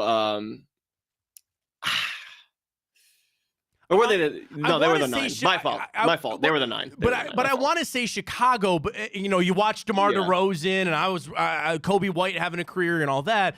But I still watch Tyler Hero just splash threes with a hand in his face. I still, Bam. They haven't. He wasn't in Philly. I'll say that he was not in Philly. He was like 5 of 20 at some point. Yeah, that's fair enough. Yeah. You're right. But it's like I instantly want to say Bulls, but it's like I forget that Miami has some depth too. That one's a really tough one for me too. It is tough. Give me Miami just because, like you said, like they have a little bit more. I think defensively, they're really going to turn it on. You saw that matchup zone in the first half against Philly. The Sixers figured it out, and credit to Nick Nurse and that team for finding a way to really get to their spots. But that matchup zone, once you're stuck in it, that's a tough matchup. Late one tonight. Again, New Orleans not having Zion. So, again, Miami without Jimmy. No Zion for New Orleans. Enough of these injuries. I don't know if I trust the Kings, Spencer. Like, I think it would be almost anybody else. Like, oh, yeah, that's a runaway because the Pelicans don't have Zion. Like, I like McCollum. I'm a big Brandon Ingram guy. Sure. I just don't know if I trust the Kings in this game either. Well, it depends on what version you see of Brandon Ingram, because Brandon Ingram didn't play like all of the fourth quarter in that game against the Lakers, which was crazy to me. But Zion Williamson was moving as well as he ever has. Honestly, he was moving as well as he was when he was at Duke. And you had a lot of contributions from a guy like Trey Murphy. Trey Murphy's been playing terrific. Herbert Jones, really tough. Jose Alvarado gutting out an ankle injury the entire way. Is that going to be enough against the Kings? The Kings can really put pressure on you too. We know what Domantas Sabonis can do. He is very tough inside. I suspect that he'll have a really solid game along with De'Aaron Fox. Keegan Murray's been averaging nearly 20 points a game since Malik Monk went down. Keon Ellis has been huge for that team in the latter half of the season. So, you want me to pick? I'm going to go Kings just because the last time that the Pelicans played the Kings without Zion, they actually blew them out. They blew out the Kings. So I think Sacramento is going to be looking for some revenge in that situation. All right, let's start in the East. Philly, Knicks, Embiid back. Looked like he was struggling in that game with his conditioning.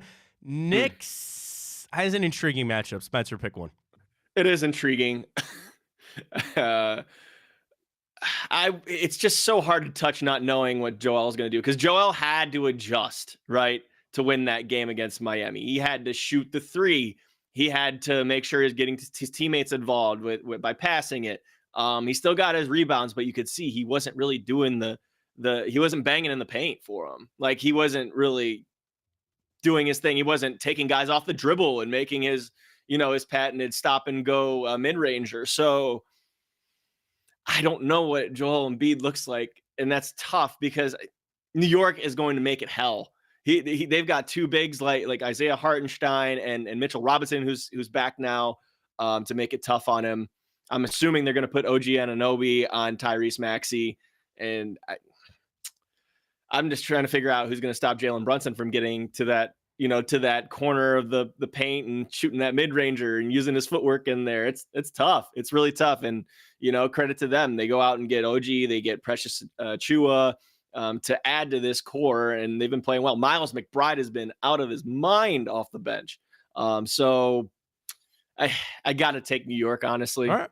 I like it. Yeah. Milwaukee shouldn't have any problem with the Pacers, right? Right, Spencer, you jumped ahead. You jumped ahead there, Matt. You jumped ahead. I don't know what Giannis is going to look like, right? Right, yeah, right. You would think that's the one that kind of gives me a little hesitance. Indiana, if they get a good scoring night on you, they could put up 140 if they wanted to. Right. Now I know that doesn't happen in the playoffs. But they can go up and put 120 up.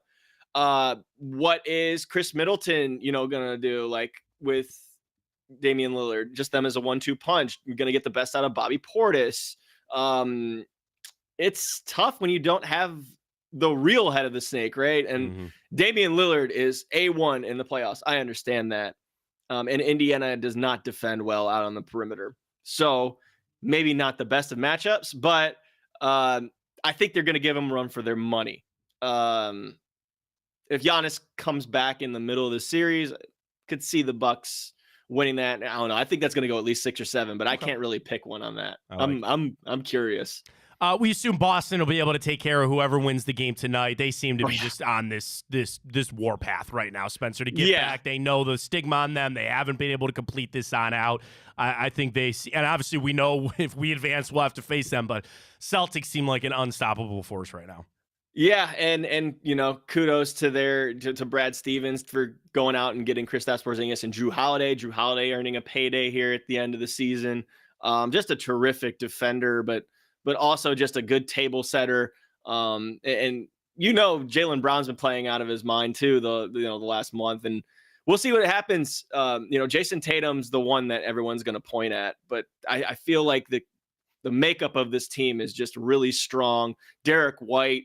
You can't say enough about him. The what you get off the bench from Peyton Pritchard, it's a really solid group right now. And I will say this: if Miami would have had Jimmy Butler, say they won tonight, and they would have Jimmy Butler, they would have given them some problems. I think it's easy to say that just because they're the Heat, but until they don't. Who are we to say that they couldn't? Right. I wanted to see Miami, New York, and Philly, Boston, but. It's possible that we see the flip side of that, but I think Miami can still give them at least 5, though. All right, rapid fire on the West. Phoenix, Minnesota. I got this thing about the Suns, man. I don't know, so I'm going to take Phoenix there. Lakers, Denver. I will take the Nuggets there. Dallas, Clippers. Oklahoma City, again, the winner tonight. You assume it's going to play out. Most intriguing West matchup that you like. Which is crazy because that's a 1-8. Oklahoma City gets either the Pelicans or the Kings, but the Kings were the 3 seed last year, right? And they're going to come in possibly as an 8 seed if they win this game tonight. So Oklahoma City is a 1, I think will be tested just because of that youth. 2-7. Is that the Minnesota one? Yeah, Minnesota, Phoenix. Yeah. It's got actually no wait because that would be Lakers, Denver. Lakers, Denver. My fault. That's right. Right. Yep. Yeah. I gotta take the Nuggets in that one, even though that's gonna be an entertaining one because we know that was a Western Conference Finals matchup, and they know each other very well. Phoenix, Minnesota, you bring that up too. Phoenix, a lot of people going in on a ticket with them because of the big 3 that they have. There's something they never show up, they never do it, but there's just something that I keep waiting for in Spencer, and eventually it'll pay off. I don't know when. And Grayson Allen's playing a heck of a year too, and he just earned himself a huge payday. Yeah, no. Give me Phoenix. I hate being on the public pick, but that's fine. Minnesota too, a little bit young. That's just on me. And then Dallas and the Clippers. I think it's the best of any of the series. Spencer, for me, that's we see it again. This is what, the third time? Yeah. Third time. Yeah, which is nuts. And we know what Luka does to this team. I think Dallas has a chance of getting to that conference finals. Wow. And that if you want to pick like everyone's thinking probably with the Suns and whatever like that, I would say Dallas is that team. I love them going out and getting Daniel Gafford and PJ Washington. Obviously Kyrie Irving's been great this year next to Luka, and they've had some really, really solid victories this year. A couple bad losses, but that happens along the way. But I think addressing that big man problem and getting the shooting down. I love Josh Green too. Yeah, no, I like Dallas a lot this year. I love it. Spencer, really appreciate your time. Spin Davies on Twitter and IG. Follow him there. Hoop Industry, Cavs Insider for Fan Nation. Really appreciate you, bro. Enjoy the game tomorrow. We'll talk to you soon, all right? Sounds good, Matt. Thanks, man. There you go. Spencer Davies. A lot of great stuff to react to there. If you missed any of it, go back. Twitter, YouTube, replay that interview. You got some great insight. Ryan, just one more time for the people. Let's get to it. Boost? Yeah, let's go. Guardians, one more time for you. Use that code Fontana100 when you sign up. Deposit and bet $25. Get $100 in bonus bets for new customers. Terms and conditions apply. Please use, or if you have a gambling problem, please call 1-800-GAMBLER. 3 legs for tonight. The Naylor brothers, Guardians, just blow out the A's. I think they're just going to blow them out tonight. Boost it up to over 400 there. Use that code Fontana100 when you sign up with Tipico and get rolling for that. And if anything, some of the picks that Spencer just ran through, I like a few of them right there with our betting with Tipico. And the final thing on a Friday, Ryan. I'm upset about it. Why? Why is French fries winning? Because there's something about the GOAT French fries at McDonald's. Look, McDonald's isn't even a top 5 French fry. That's like they're McDonald's the GOAT isn't because even they're a top, the GOAT. It's a GOAT because it's a French fry. Okay, what's but the better French fry then? Wendy's has better French fries. I do like Wendy's French fries. I like Chick-fil-A's more the waffle. Okay. I like Arby's more the curly fries. I was going to wait for the Arby's curly fries because they're just different, but they're amazing. I mean, I can't think right now, but that's at least they're not top 3. Okay. All right. So be it. I don't see that. I think it works out though. Here's the thing: you're always going to vote fries because there's a mystique about the fries, right? They're there. They might not actually, but when they're fresh, crisp coming out of there, whatever. Can't beat it. Can't beat it. Whatever. Great stuff today. Can't wait for tomorrow. I can't wait for tomorrow. It's gonna be so great. Don't forget, coming up, big play, big bets. So Dave and Nick will have all their predictions for the game tomorrow as well. Get betting with Tipico. We appreciate them very much. Enjoy the hell out of this sports weekend with the Guards, with the Cavs. It's going to be so great. So excited for tomorrow. Enjoy it. And we'll be talking to you on Monday as we get geared up because we play Monday night, right? Yes, sir. Back in and on Monday. So it'll be an amazing weekend. Cavs are getting it done. Guards sweeping on out. Appreciate the hell out of it. Enjoy your weekend. For Ryan Tyler, I am Matt Fontana. And as always, take it easy.